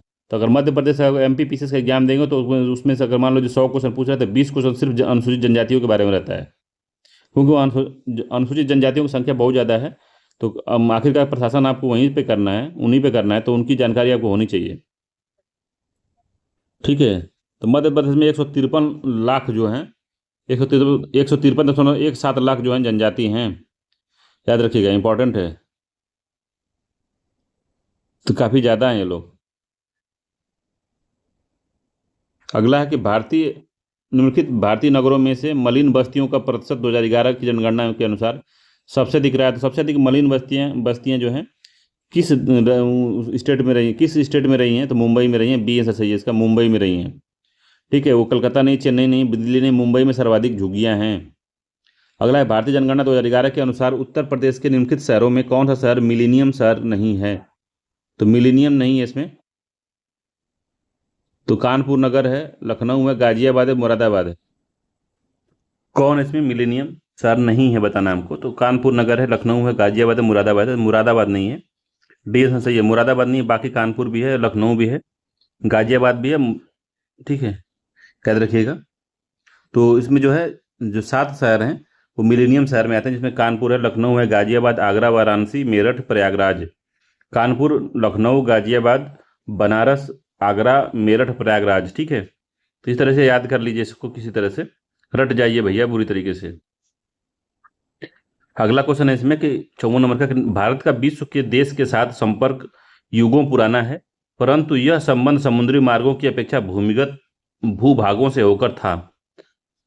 का दूसरा है कि उत्तरी पर्वतीय के दर्रों से अनेक यात्री प्राचीन काल में भारत आए, जबकि समुद्री मार्ग बहुत समय बाद ज्ञात नहीं होते थे, बहुत समय तक ज्ञात नहीं थे। तो कौन सा जो कथन है इसमें आपका 54 नंबर का, सॉरी, कौन सा सही है इसमें 54 नंबर का? 54 तो पहले देख लिए ना हम लोग। तो ये 55 है, इसको बना लीजिएगा। ठीक है, तो 55 नंबर क्वेश्चन था ये। तो 55 नंबर कौन सा सही है बताना है इसमें आपको। तो इसमें जो है पहला ठीक है कि भारत जो है विश्व के देशों के साथ संपर्क जो है प्राचीन है, मगर भूभाग से होकर था, बात सही है, पहला सही है। दूसरा है कि उत्तर पर्वत के दर्रों से अनेक यात्री प्राचीन काल में भारत, ये भी सत्य, दोनों ही कथन सही है। इसका सी आंसर जो है वो एकदम बहुत ज्यादा सत्य है, सी वाला। ठीक है, ये समुद्री मार्ग बहुत बाद में ज्ञात हुए थे। ठीक है, तो दोनों ही कथन सही है। इसका 56 नंबर क्वेश्चन कह रहा है कि निम्नलिखित में से कौन सा एक कथन असत्य है? हमको असत्य कथन बचाना है। 56 नंबर का क्वेश्चन है। तो भारत की भूमि बहुत अधिक भौतिक विन्यासों का को दर्शाती है। तो हाँ, दर्शाती है। भूगर्भिक तौर पर प्रायद्वीपीय पठार पृथ्वी की सतह का प्राचीनतम भाग है, ये बात सही है। हिमालय एवं उत्तरी मैदान हाल ही में बनी स्थलाकृतियां हैं, ये भी ठीक है। डी है, भूगर्भ वैज्ञानिक के अनुसार हिमालय पर्वत एक स्थिर भाग है, स्थिर नहीं अस्थिर भाग है, अभी बढ़ रहा है, वो भी बन रहा है, वो डी वाला गड़बड़ है, अभी भी विकास हो रहा है उसका। और जो भारत का उत्तरी जो मैदानी क्षेत्र है वो पूरा धंस रहा है, वो कुछ हजार लाख साल में पूरा जहाँ हम लोग अभी निवास कर रहे हैं सब प्रयागराज और सब धंस जाएगा अंदर। ठीक है, खत्म हो जाएगा एकदम से। भारत की नदियां को मुख्यतः कितने वर्गों में विभाजित किया गया है? तो भारत की नदियों को मुख्यतः 2 वर्गों में विभाजित किया गया है। एक हिमालय नदियां, एक होता है आपका महाद्वीपीय नदियां। ठीक है, तो 2 भागों में विभाजित है, ये आंसर से 2 भागों में। अगला है काकोरी कांड या काकोरी ट्रेन एक्शन मुकदमे में किस क्रांतिकारी को फांसी पर लटका दिया गया था? तो काकोरी में जो कांड हुआ था उसमें किस क्रांतिकारी को लटकाया गया था फांसी पे? तो अशफाक उल्लाह खां थे, भगत सिंह थे, चंद्रशेखर आजाद, भगवती चरण बोहरा। तो अशफाक उल्लाह खां थे, ये आंसर सही है। ठीक है, तो जो 1925 में जो था 9 अगस्त 1925, 9 अगस्त 1925 याद रखिएगा डेट। 1925 में क्या हुआ था? काकोरी एक्शन हुआ था। सहारनपुर से लखनऊ आ रही थी काकोरी में सरकारी खजाना लूट लिया गया, क्रांतिकारियों के विरुद्ध मुकदमा चलाया गया और उसमें अशफाक उल्लाह खां को, राजेंद्र लहड़ी, राम प्रसाद बिस्मिल को फांसी दे दी गई। तो अशफाक उल्लाह खां, राजेंद्र लहड़ी और राम प्रसाद बिस्मिल को फांसी दे दी गई थी, फांसी की सजा सुनाई गई थी। चंद्रशेखर आजाद पुलिस की गिरफ्तार से बच के भाग निकले थे। ठीक है, काकोरी एक्शन उत्तर प्रदेश ने इसका नाम बदल के रख दिया है। अगला है 59 नंबर क्वेश्चन है कि निम्नलिखित में से कौन सा गवर्नर जनरल अंग्रेज के अतिरिक्त बंगाली, अरबी और फारसी जानता था? तो कौन था भाई ऐसा गवर्नर जनरल जो कि बंगाली, अरबी और फारसी का जानकार था? वो कौन था? तो 59 नंबर क्वेश्चन में कौन था वो? तो लॉर्ड कॉर्नवालिस तो नहीं था, लॉर्ड डफरिन भी नहीं था, लॉर्ड रीडिंग भी नहीं था, वो लॉर्ड वारन हेस्टिंग था। बी आंसर सही है, वारन हेस्टिंग जो था इसका जानकार था। वारन हेस्टिंग जो बंगाल का गवर्नर बनकर जब आया था, गवर्नर जनरल 1772 में आया, लेकिन रेगुलेटिंग एक्ट 1773 में उसे बंगाल का गवर्नर जनरल बना दिया गया। बंगाल का गवर्नर बन के आया था, मगर बंगाल का गवर्नर जनरल बन गया। ठीक है, अब विभिन्न भाषाओं का जानकार था और इसने 1781 ईस्वी में कलकत्ता में मदरसा की स्थापना की थी। 1781 में कलकत्ता में मदरसा की स्थापना किसने की थी? कई हजार बार क्वेश्चन पूछ चुका है। ठीक है, तो वारेन हेस्टिंग था वो। अगला, भारत के किस राज्य में सर्वप्रथम साम्यवादी सरकार बनी थी? तो केरल में बनी थी। याद रखिएगा, सबसे पहले केरल में बनी थी, यूपीएससी ने क्वेश्चन पूछा था। तो 1957 में बनी थी। 1957 में सबसे पहले साम्यवादियों की सरकार केरल में बन गई थी। ठीक है, याद रखिएगा। मुख्यमंत्री कौन बना था उस समय? तो नबूरी पाद बने थे उसमें, नंबूरी पाद, एच एच एस नंबूरी पाद जो थे उस समय मुख्यमंत्री बने थे। अगला वन, निम्नलिखित में से कृष्णा नदी की सहायक नदी क्या है? तो कृष्णा नदी की सहायक नदी पूछ रहा है, काफी इंपॉर्टेंट क्वेश्चन है ये, बताना है कौन सी है इसमें। तो घाट प्रभा कृष्णा की सहायक नदी है, तुंगभद्रा भी कृष्णा की ही सहायक नदी है, भीमा जो है वो कृष्णा की ही सहायक नदी है, जो लक्ष्मण तीर्थ है वो कृष्णा की नहीं है, लक्ष्मण तीर्थ कावेरी की है। ठीक है, तो 1 2 3 इसका सही आंसर है, इसका सी वाला जो आंसर है 1 2 3 यही सत्य है। कृष्णा नदी की सहायक नदियों में तुंगभद्रा, कोयना, मालप्रभा, घाटप्रभा, भीमा, मूसी, ये सब आती हैं। ठीक है, और कृष्णा नदी का जो विस्तार है, द्रोणी का विस्तार है उसका, महाराष्ट्र में है, कर्नाटक, तेलंगाना और आंध्र प्रदेश में है। ठीक है, लक्ष्मण तीर्थ जो है कावेरी नदी की सहायक नदी है, याद रखिएगा। अगला है, एशिया महाद्वीप में मानसूनी पवनें मुख्यतः पाई जाती हैं। तो दक्षिणी एशिया में, पश्चिमी एशिया में, दक्षिण पूर्व एशिया में। तो कहाँ पे पाई जाती हैं? तो दक्षिणी एशिया में पाई जाती हैं, पहला वाला ठीक है, और दक्षिण पूर्व एशिया में पाई जाती हैं, तो ये भी सही है। पश्चिम एशिया में नहीं पाई जाती हैं, ये गड़बड़ है बात। तो 1 3 सही है, सी वाला आंसर जो है इसका सही है, इंपॉर्टेंट क्वेश्चन है ये। ठीक है, तो याद रखिएगा कि जो मानसूनी जलवायु पाई जाती है वो हमारे दक्षिण पूर्व एशिया में, भारत को लेके जो म्यांमार है, कम्बोडिया, लाओस, ये पूरा जो क्षेत्र है इधर सब में पाई जाती है।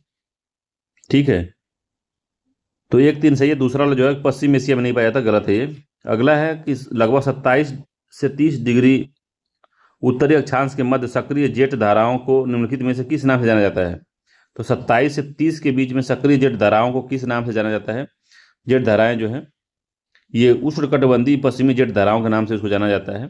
ठीक है, उष्णकटिबंधीय पश्चिमी जेट धारा, इसका सी वाला जो आंसर है यही सही है। उष्णकटिबंधीय पूर्वी जेट धारा नहीं है, उष्णकटिबंधीय पश्चिमी जेट धारा भी नहीं है, शीतोष्णकटिबंधीय पूर्वी जेट धारा भी नहीं है। ठीक है, तो 27 से 30 डिग्री अक्षांशों में ऊपर क्षोभ मंडल के पास में बहुत तेजी से चलती है उष्णकटिबंधीय पश्चिमी जेट धारा चलती है। ये भारत में ये जेट धाराएं ग्रीष्म ऋतु को छोड़कर पूरे वर्ष हिमालय के दक्षिण में प्रवाहित होती हैं।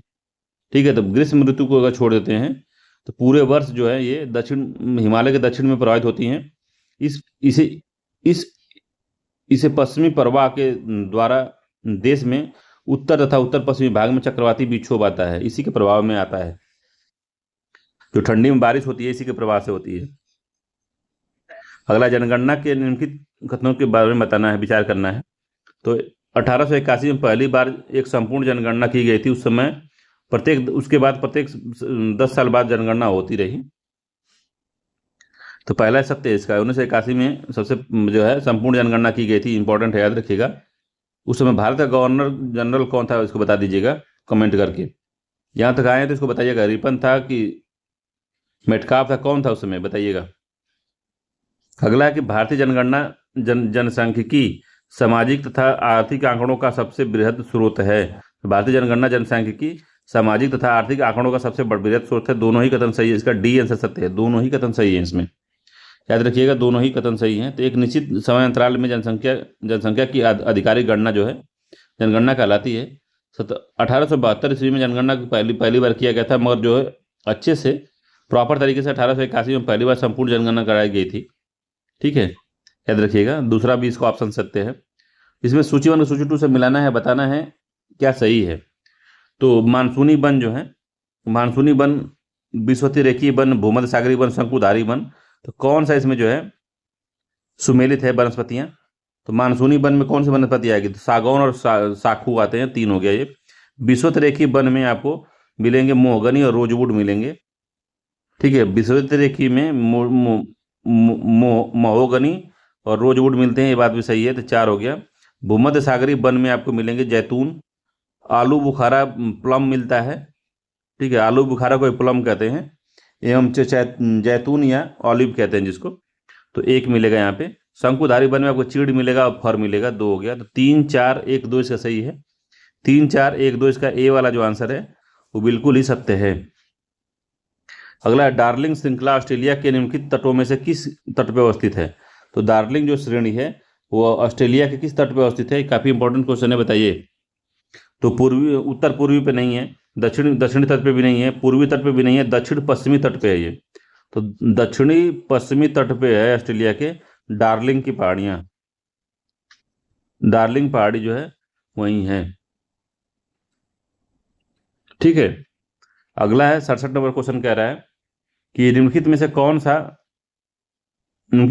सही सुमेलित नहीं है? तो डेनिश जो है डेनमार्क में, डच जो है नीदरलैंड में, मंदारिन चीन में है, बाहामास में थाईलैंड है, बाहासा थाईलैंड है, तो थाई बोली जाती है, बाहासा ने थाई बोली जाती है। ये वाला गड़बड़ हो गया, थाई बोली जाती है। ठीक है, डी वाला गड़बड़ है इसमें, बाकी सब सही है। अगला है, निम्नलिखित नदियों में से कौन सा विषुवतीय रेखा को 2 बार काटती है? तो विषुवतीय रेखा को 2 बार काटती है, ज्योग्राफी ऑप्शनल में, ऑप्शनल कह रहे हैं, ज्योग्राफी में जिसका क्रैश कोर्स कराया हूँ, बताया हूँ इसको कौन काटती है। तो जायरे है, नाइजर है, नील है, अमेजन है। तो जायरे काटती है कि नाइजर काटती है? 68वां को बताइए आंसर। तो जायरे नदी काटती है, ये आंसर सही है। तो अफ्रीका की कांगो या कांगो को ही जायरे नदी भी कहते हैं। यह विषुवत रेखा को 2 बार पार करती है। ठीक है, 4670 किलोमीटर लंबी नदी अफ्रीका उच्च भूमि से निकलकर अटलांटिक महासागर में जा गिरती है। कांगो और कसाई नदी जायरे की सहायक नदियां हैं। स्टेनली लिविंग लिविंगस्टोन जलप्रपात जो है इसी पे है। स्टेनली और लिविंगस्टन जो जलप्रपात है इसी नदी पर अवस्थित है, ये भी याद रखना है। अगला कि भारत में हरित राजमार्ग नीति कब शुरू हुई थी? भारत में हरित राजमार्ग नीति जो है 2015, 2017, 2019, 2020। तो 2015 में शुरू हुई थी, ये आंसर सही है। तो सड़क और परिवहन राजमार्ग मंत्रालय ने 2015 में इसको शुरू किया था। इस परियोजना का मुख्य लक्ष्य राज्यों में सुरक्षित और हरित राजमार्ग गलियारे का विकास करना और सुरक्षित प्रौद्योगिकी के क्षेत्र में मंत्रालय की क्षमता का विस्तार करना। इस परियोजना की प्रमुख विशेषता देश में राजमार्ग गलियारों में हरियाली को बढ़ावा देना और सतत विकास को प्रोत्साहित करना था। ठीक है, 70 नंबर क्वेश्चन कह रहा है कि भारत में काली कपास मृदा की रचना निम्नलिखित में से किसके अपक्षय से हुई है? तो भारत में काली कपास की मृदा की रचना जो है किससे बनी है? तो भूरी व वन मृदा से नहीं, बीदरी या फिसरी या ज्वालामुखी चट्टानों से। तो बी ऐसा सही है, ज्वालामुखी चट्टानों से। ग्रेनाइट और शिफ्ट से नहीं बनी है, सेल और चूना पत्थर से नहीं बनी है। 70 का बी ऐसा सही है। ठीक है, काली और रेंगुर मिट्टी जिसको कहते हैं, काली कपास मिट्टी जिसको कहते हैं, इसका जो बनी है ये किससे बनी है? तो ये ज्वालामुखी पर चट्टानों से बनी है। इसमें ह्यूमस का अभाव होता है। ठीक है, याद रखिएगा, ह्यूमस का अभाव होता है इसमें। कपास के लिए बहुत उपयोगी है। इस मृदा में कम सिंचाई की आवश्यकता होती है क्योंकि इसमें नमी रोक कर रखती है। ठीक है, ये मुख्यतः दक्कन के पठारी क्षेत्रों में पाई जाती है। मृदा का विकास जो बीदरी ज्वालामुखी प्रक्रिया के बेसाल्टी चट्टानों से निर्माण हुआ है इसका। इसमें जो है चूना, लौह, मैग्नीशियम, एल्युमिनियम के तत्वों की मात्रा ज्यादा पाई जाती है।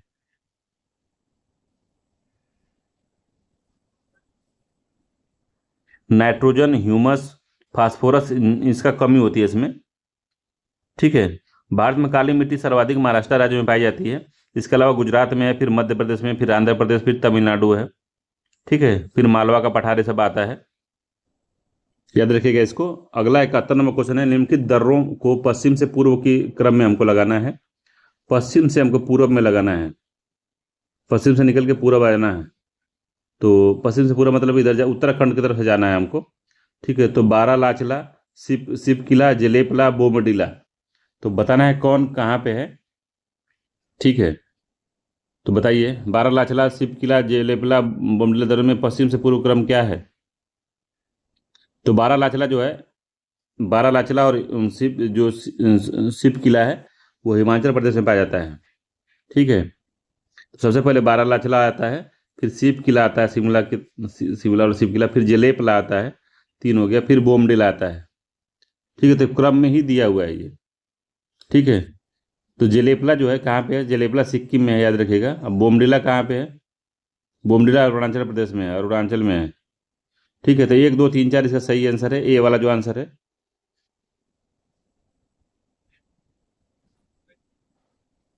वही सत्य है, ए वाला आंसर। ठीक है, अगला क्वेश्चन है, इसमें देखते हैं हम लोग 72 नंबर का, कि भारत के निम्नलिखित तटों में से कौन कृष्णा डेल्टा एवं केप कमोरिन के मध्य अवस्थित है? तो कृष्णा डेल्टा और केप कमोरिन के मध्य कौन सा डेल्टा है? तो कोरोमंडल तट है, उत्तरी सरकार है, मालाबार तट है, या कोंकण तट है? तो ये कोरोमंडल तट है। ठीक है, 72वें का ए वाला आंसर से कोरोमंडल तट है, जहाँ पे ठंडी में बारिश होती है, नॉर्थ ईस्ट मानसून जो आती है उससे बारिश होती है इसमें।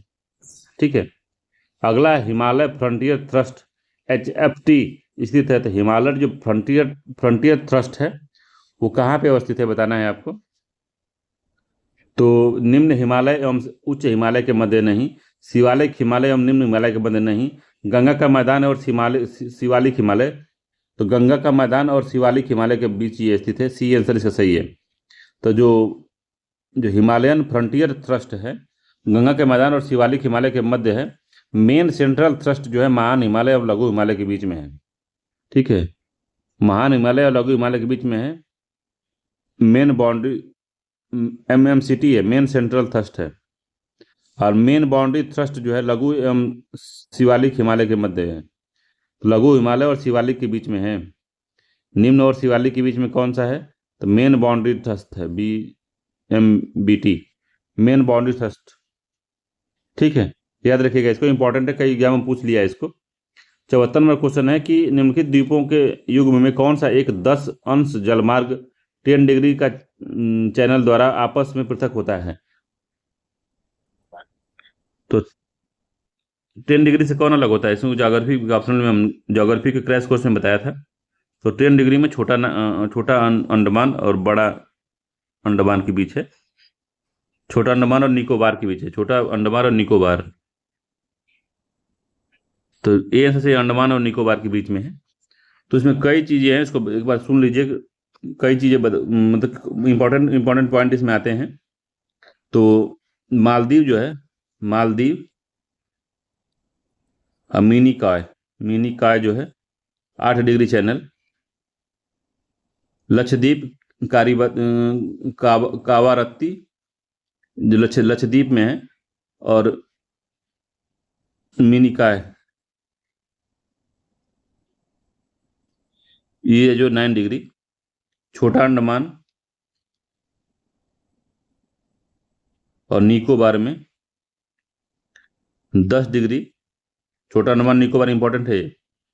दक्षिणी अंडमान और लघु अंडमान, दक्षिणी अंडमान और लघु अंडमान के बीच में डंकन पास है, डंकन पास।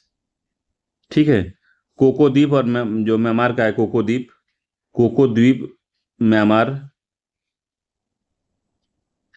वो निकोबार के बीच में, निकोबार। कोको द्वीप और इसके बीच में कौन सा आता है? कोको स्टेट आता है इसमें, कोको स्टेट। ठीक है, और है तमिलनाडु और श्रीलंका के बीच में पाक स्टेट है, तमिल श्रीलंका, पाक जलडमरू है। सुमात्रा और निकोबार के मध्य में ग्रैंड चैनल है, सुमात्रा निकोबार ग्रैंड चैनल। दक्षिण पश्चिमी तमिलनाडु और श्रीलंका के मध्य में मन्नार की खाड़ी है, मन्नार खाड़ी। ठीक है, तो इतना पूरा है। इसी में से बार बार घुमा घुमा पूछता है, लोग उसी में कंफ्यूजन में जी रहे हैं अभी। एक बार इसको याद कर लीजिए किसी तरीके से। अगला है सूची 1 को सूची 2 से मिलाना है। तो पंजाब हिमालय, कुमायूं हिमालय, नेपाल हिमालय, असम हिमालय। तो याद रखिए, तो तीस्ता और दिहांग नदी के बीच में आपका आता है असम हिमालय। ठीक है, तो असम हिमालय के 1 हो गया यहाँ पे। ठीक, नेपाल हिमालय में काली और तीस्ता के बीच आता है नेपाल हिमालय, 2 हो गया। कुमायूं हिमालय आता है सतलज और काली के बीच में, 3 हो गया। पंजाब हिमालय आता है सतलज तथा सिंध नदी के बीच में, 4 हो गया। तो 4 3 2 1 इसका सही आंसर है, 4 3 2 1 सी वाला जो आंसर है 75 का, यही सत्य है। काफ़ी इंपॉर्टेंट है, याद रखिएगा। एक अंदाज से अगर नदियों का आपका मामला सेट है दिमाग में, तो आप तुरंत इस क्वेश्चन को लगा सकते हैं। अगर नदियों का मामला सेट नहीं है तो रट्टा मारिए, जिंदाबाद रहिए। अगला है भारतीय वर्षण की प्रादेशिक विविधता के संदर्भ में निम्न कथनों विचार करना है। तो हिमालय में वर्षण मुख्यतः हिमपात के रूप में होता है। तो हिमालय में वर्षण जो होता है हिमपात के रूप में होता है, सही है, हिमपात के रूप में होता है। तमिलनाडु के तटीय प्रदेश में वर्षा शरद ऋतु में आरंभ होती है, तो ये बात सत्य है। उत्तर मैदान में वर्षा की मात्रा पश्चिम से पूर्व की ओर घटती है, तो पश्चिम से पूर्व जाने पे बढ़ती है, बढ़ती है, घटती नहीं है, तो ये गलत हो गया। सत्य पूछ रहा है तो एक दो सत्य है, इसका ए वाला जो आंसर है, एक दो और सत्य है, इसमें सत्य है। ठीक है। 77 नंबर क्वेश्चन है कि मैंग्रोव वनों के संदर्भ में निम्न कथनों विचार करना है। तो मैंग्रोव तटवर्ती क्षेत्र में जहाँ ज्वार भाटा आता है वहीं की सबसे महत्वपूर्ण वनस्पति है। तो मैंग्रोव तटवर्ती क्षेत्रों में जहाँ ज्वार भाटा आता है वहीं की महत्वपूर्ण जो वनस्पति है। तो ये बात सत्य है, कितना परसेंटेज? तो 100% सत्य है। तो मैंग्रोव पौधों की जड़ें पानी में डूबी रहती हैं, तो ये भी बात सत्य है। दोनों ही सत्य कथन पूछा है तो दोनों ही सत्य है इसमें। सी वाला जो आंसर है इसका सही है। तो मैंग्रोव वनों के बारे में यही सब मामला सेट है। ठीक है। तो मैंग्रोव तटवर्ती क्षेत्र में ज्वार भाटा के एरिया में बने हैं ये, और ये जो है एक समझ लीजिए सील्ड का काम करते हैं आसपास के एरिया में। जब भूकंप, जो सुनामी वगैरह या कोई बड़ा चक्रवात आता है तो काफ़ी प्रोटेक्ट करते हैं अपने एरिया को। उधर के गांव की जो बस्तियां हैं उनको बचा लेते हैं ये लोग। अगला है, पंजाब में भूमि निम्नीकरण का सबसे निम्नलिखित में से मुख्य कारण क्या है? तो पंजाब में भूमि क्षरण का सबसे कारण है अधिक सिंचाई है उसमें। ठीक है। गहन खेती भी नहीं है, वनोन्मूलन भी नहीं है, अति पशुचारण भी नहीं है, उसमें अधिक सिंचाई जो है पंजाब में भूमि निम्नीकरण का सबसे बड़ा कारण है। ठीक है। 78वां का बी आंसर सत्य है। अधिक अधिक जो सिंचाई के कारण जो है उसमें क्षारीय हो गई है, लवणीयता और क्षारीयता बढ़ गई है। ठीक है, याद रखिएगा। अगला, किस फसल को छोड़कर अन्य सभी दालें वायु से नाइट्रोजन लेकर भूमि की उर्वरता को बढ़ाए रखती हैं? तो मूंग है, उड़द है, अरहर है, मटर है। तो कौन सी इसमें नहीं है? बाकी सब जो है नाइट्रोजन लेकर उर्वरता को बढ़ाती हैं भूमि की, मगर एक इसमें है जो कि इनके अंतर्गत नहीं आती, तो वो तूर दाल है। ठीक है। 79 का सी आंसर सही है। सी जो तूर दाल या अरहर की दाल को छोड़कर अन्य सभी जो दालें हैं नाइट्रोजन लेकर भूमि की उर्वरता को बढ़ाती हैं। ठीक है। तो रोटेटिंग जो होती हैं फसलें होती हैं, इनको बोना चाहिए बार बार। तो एक साल इसको बोइए, फिर अगले साल मत बोइए, फिर एक साल बोइए, अगले साल मत बोइए। तो इस तरीके से बोना चाहिए इसको। बाकी जो अरहर का है, अरहर में नहीं पाया जाता है जो होता है राइबोजियम। ठीक है। जो वो बैक्टीरिया होते हैं जो कि क्या करते हैं, नाइट्रोजन का फिक्सेशन करते हैं, वो लोग इसमें नहीं पाए जाते अरहर वाले मामले में। तो सी वाला जो आंसर इसका सही है। बाकी मूंग, उड़द और मटर में पाए जाते हैं। इस तरह से कभी मटर की प्रजाति का अल्फा अल्फा घास होती है, अल्फा अल्फा घास होती है, उसमें भी ये बात नहीं होती। ठीक है। अगला है, 80 नंबर क्वेश्चन है कि सूची 1 को सूची 2 से मिलाना है। अब बताना है कि निम्नलिखित सूचियों में असत्य सूची युग्म कौन सा है इसमें। तो काला आजार किससे होता है? काला आजार तो जीवाणु से नहीं होता ये। ठीक है। तो ये जो है परजीवी से होता है। ठीक है। ये प्रोटोजोआ से होता है, परजीवी प्रोटोजन जन्य बीमारी है। इम्यूनिटी सिस्टम इसमें संक्रमित करता है। गंजापन कवक की बीमारी है। ठीक है। गंजापन तो कवक सब जानते हैं, ये सत्य है। ये सत्य सत्य। पहला गड़बड़, इसमें जीवाणु नहीं है, ये प्रोटोजोआ से होता है। प्रोटोजोन कहते हैं उसको। ठीक है। परजीवी।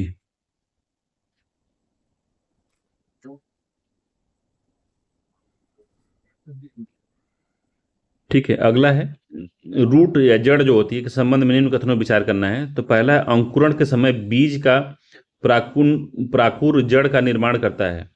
दूसरा है, जड़ों की कोशिकाओं में लंबे रोम रोम जैसे भागों को रूट हेयर कहते हैं। कौन सा कथन इसमें सत्य है, ये बताना है आपको।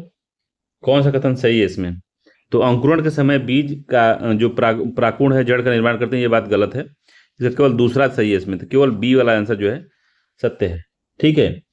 तो अंकुरण के समय बीज का मूलांकुर जो है जड़ का निर्माण करते हैं। मूलांकुर जो होते हैं वो जड़ का निर्माण करते हैं, प्राकुर नहीं करते। ठीक है। तो पहला गलत होगा, दूसरा सत्य है, इसका बी आंसर सही है। अगला, किस विटामिन में रेटिनॉल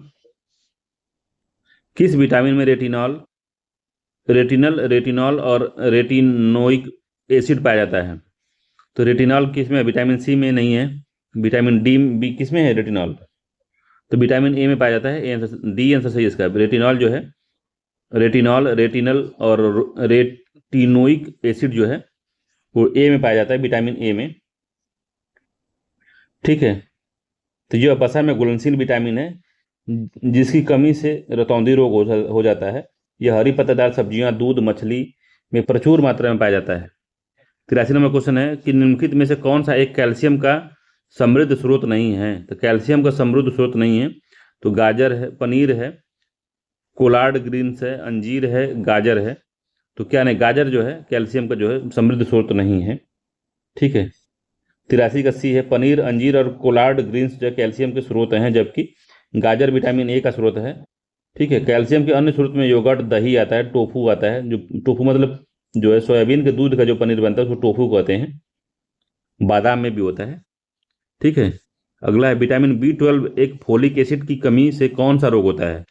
तो फोलिक एसिड की कमी से मेगालोबास्टिक एनीमिया, नपुंसकता, बेरी बेरी, रक्त का थक्का का कम जमना। तो पहला है मोगालोबास्टिक एनीमिया होता है। 84वां का ए आंसर सत्य है। ठीक है। नपुंसकता जो होता है, नपुंसकता विटामिन ई के कारण होता है। ठीक है। बेरी बेरी जो है विटामिन बी के कारण होता है। रक्त का थक्का जमना विटामिन के कारण होता है। ठीक है।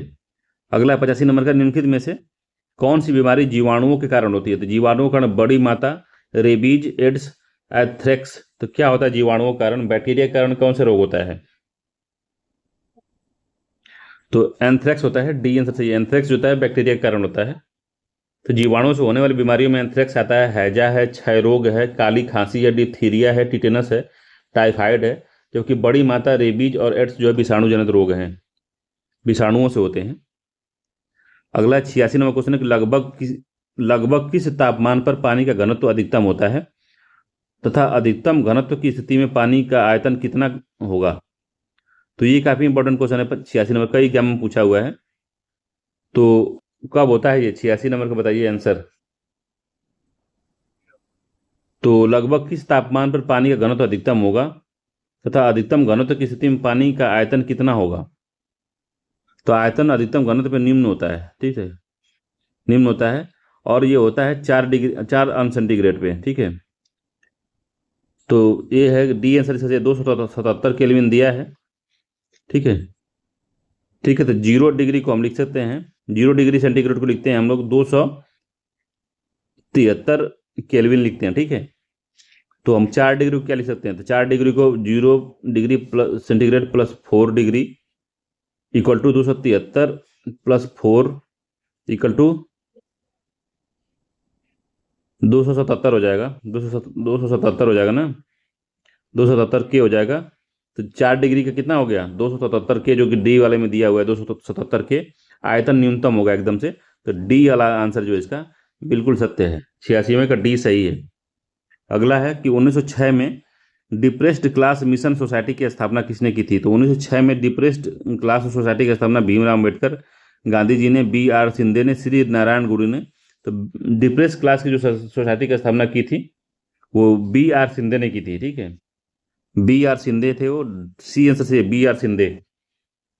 काफी इंपॉर्टेंट चीज है ये, याद रखिएगा। 87 नंबर का सी आंसर से दलित नेता B.R. शिंदे ने 1906 में डिप्रेस्ड क्लासेज मिशन सोसाइटी की स्थापना की थी। भीमराव अम्बेडकर ने 1920 में अखिल भारतीय दलित वर्ग संघ की स्थापना की और 1924 में बहिष्कृत हितकर्णी सभा की स्थापना भीमराव अम्बेडकर ने की थी। ठीक है। तो B.R. शिंदे को याद रखिएगा, इंपॉर्टेंट है ये। ठीक। अगला क्वेश्चन है कि अंग्रेज लेफ्टिनेंट गवर्नर कैंपबेल ने निम्नलिखित में से किस सत्याग्रह विद्रोह का समर्थन किया था? तो जो अंग्रेजी लेफ्टिनेंट गवर्नर कैंपबेल था वो किस सत्याग्रह का विद्रोह का समर्थन किया था? तो मोपला विद्रोह, खेड़ा विद्रोह, पाबना विद्रोह, चंपारण विद्रोह। तो किसका उसने समर्थन? पाबना विद्रोह का समर्थन किया था। सी आंसर सही है।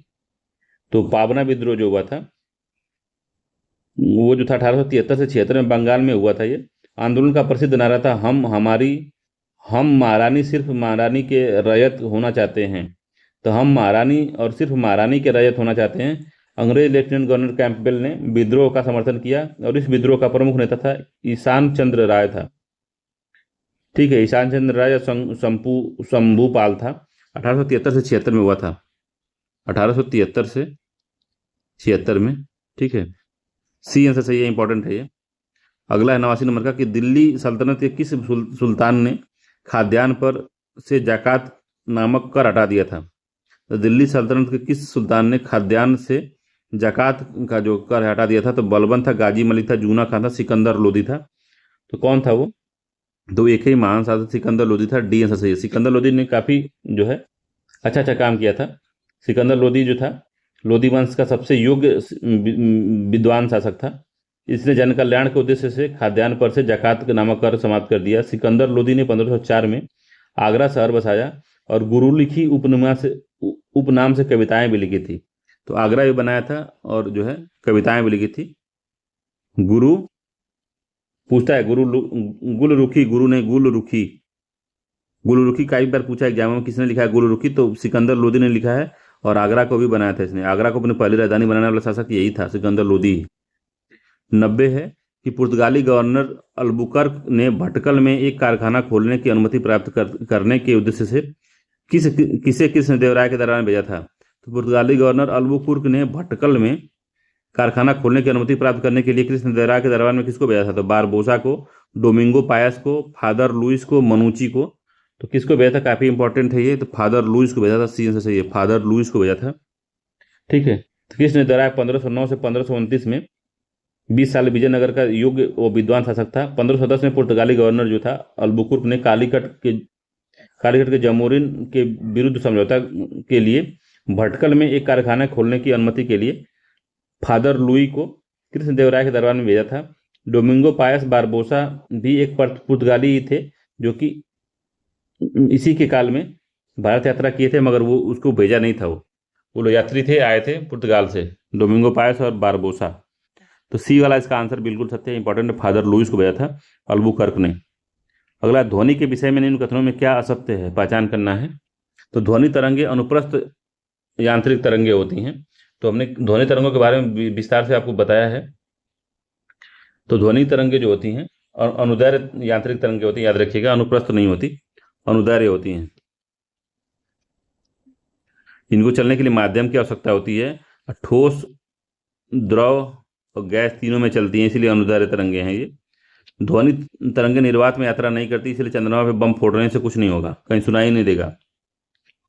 ध्वनि तरंग का आयाम कंपन करने के लिए प्रयुक्त बल पर निर्भर करता है। ध्वनि का जो आयाम होता है वो कंपन कराने के लिए प्रयुक्त बल पर निर्भर करता है। अगला है कि श्रवणीय रेंज, जो कि सुनने योग्य रेंज है, 20 हर्ट्ज से लेकर 20,000 हर्ट्ज के नीचे की आवृत्ति वाली ध्वनि तरंगों को इंफ्रासोनिक तरंगों का कहा जाता है।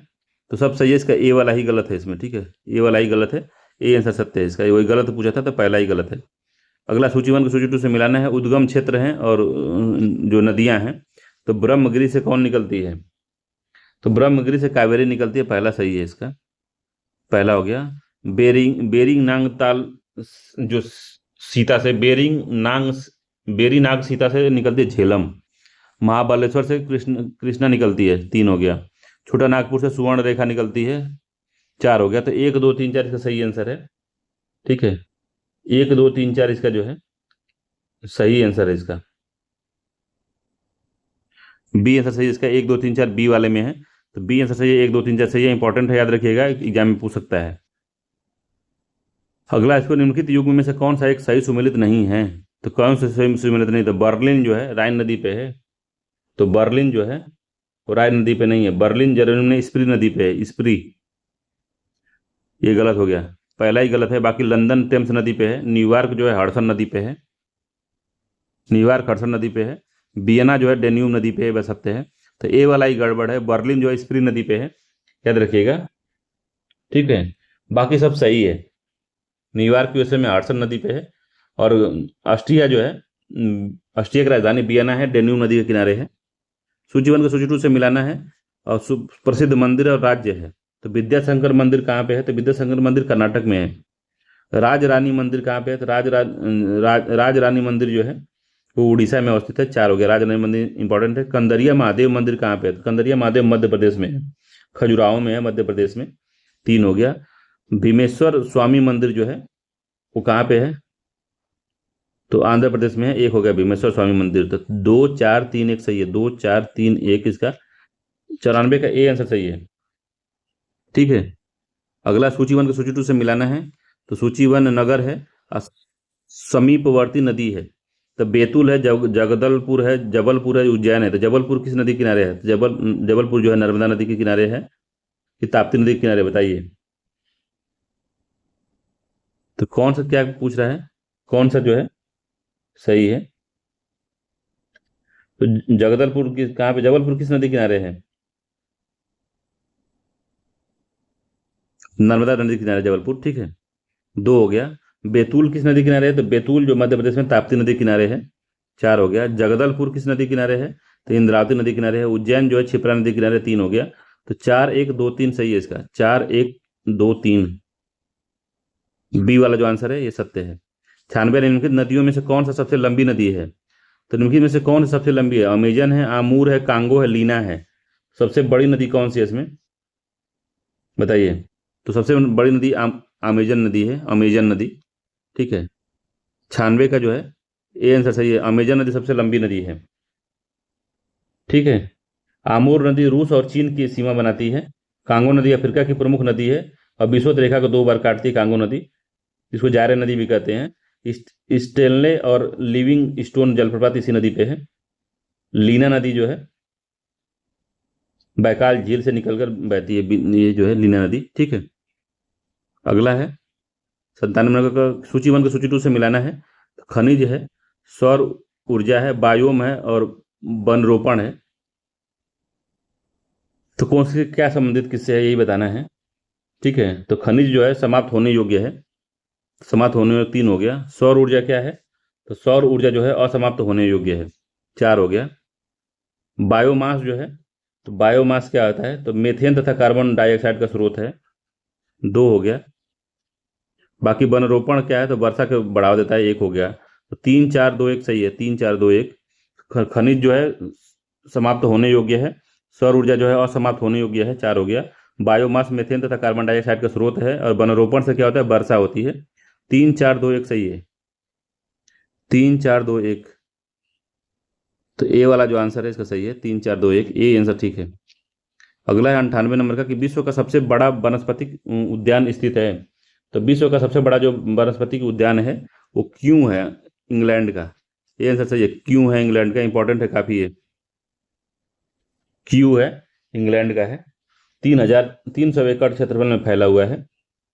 अगला है निम्नलिखित में से कौन सा युग्म सही सुमेलित नहीं है? तो कौन सा है जो सही सुमेलित नहीं है?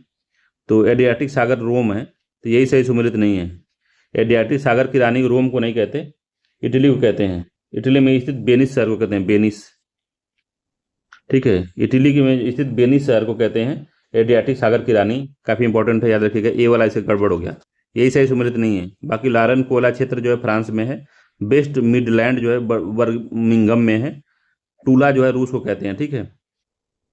वेस्ट मिडलैंड जो है बर्मिंघम को कहते हैं। लॉरेन कोयला क्षेत्र जो है फ्रांस में है। ठीक है। तो ए वाला आंसर जो इसका गड़बड़ है। ठीक है। 100वां है निम्नलिखित में से किसे प्रातःकालीन शांत स्थल कहा जाता है? तो प्रातःकालीन शांत स्थल किसे कहा जाता है? तो फिलीपींस को नहीं कहा जाता, जापान को भी नहीं कहा जाता, ताइवान को नहीं, वो साउथ कोरिया कहा जाता है। डी आंसर सही है। साउथ कोरिया कहा जाता है। तो दक्षिण कोरिया नामक देश में जो प्रातःकालीन शांत स्थल कहा जाता है। दक्षिण कोरिया सुदूर पूर्व स्थित देश है और दक्षिण कोरिया में राजधानी जो सियोल है। जापान को उगते सूर्य का देश कहा जाता है, इसको याद रखिएगा। ठीक है। ठीक है। तो अगला क्वेश्चन देखते हैं इसमें कौन सा अगला क्वेश्चन। तो 100 नंबर का हो गया है। अब हार्नबिल महोत्सव के बारे में देख लेते हैं कि हार्नबिल जो त्यौहार है एक प्रसिद्ध आदिवासी त्यौहार है। यह भारत के इनमें से किस पूर्वोत्तर राज्य में मनाया जाता है? तो अरुणाचल प्रदेश दिया है, असम है, मिजोरम है, नागालैंड दिया है। तो नागालैंड में मनाया जाता है। सी आंसर जो इसका सत्य है, नागालैंड में मनाया जाता है। ठीक है। तो नागालैंड का सबसे ही महत्वपूर्ण त्यौहार है। ठीक। और 1 दिसंबर 1963 को जो है नागालैंड का स्थापना दिवस था। इस त्यौहार की शुरुआत जो 2000 से की गई थी, नागालैंड सरकार ने कराई थी इसको। और इसका उद्देश्य नागा जातियों को आपस में एक दूसरे से परिचित कराना व देश दुनिया को नागा समाज की संस्कृति से रूबरू कराना इसका मुख्य उद्देश्य था। जश्न ए रेखता क्या है? जश्न ए रेखता क्या है भाई?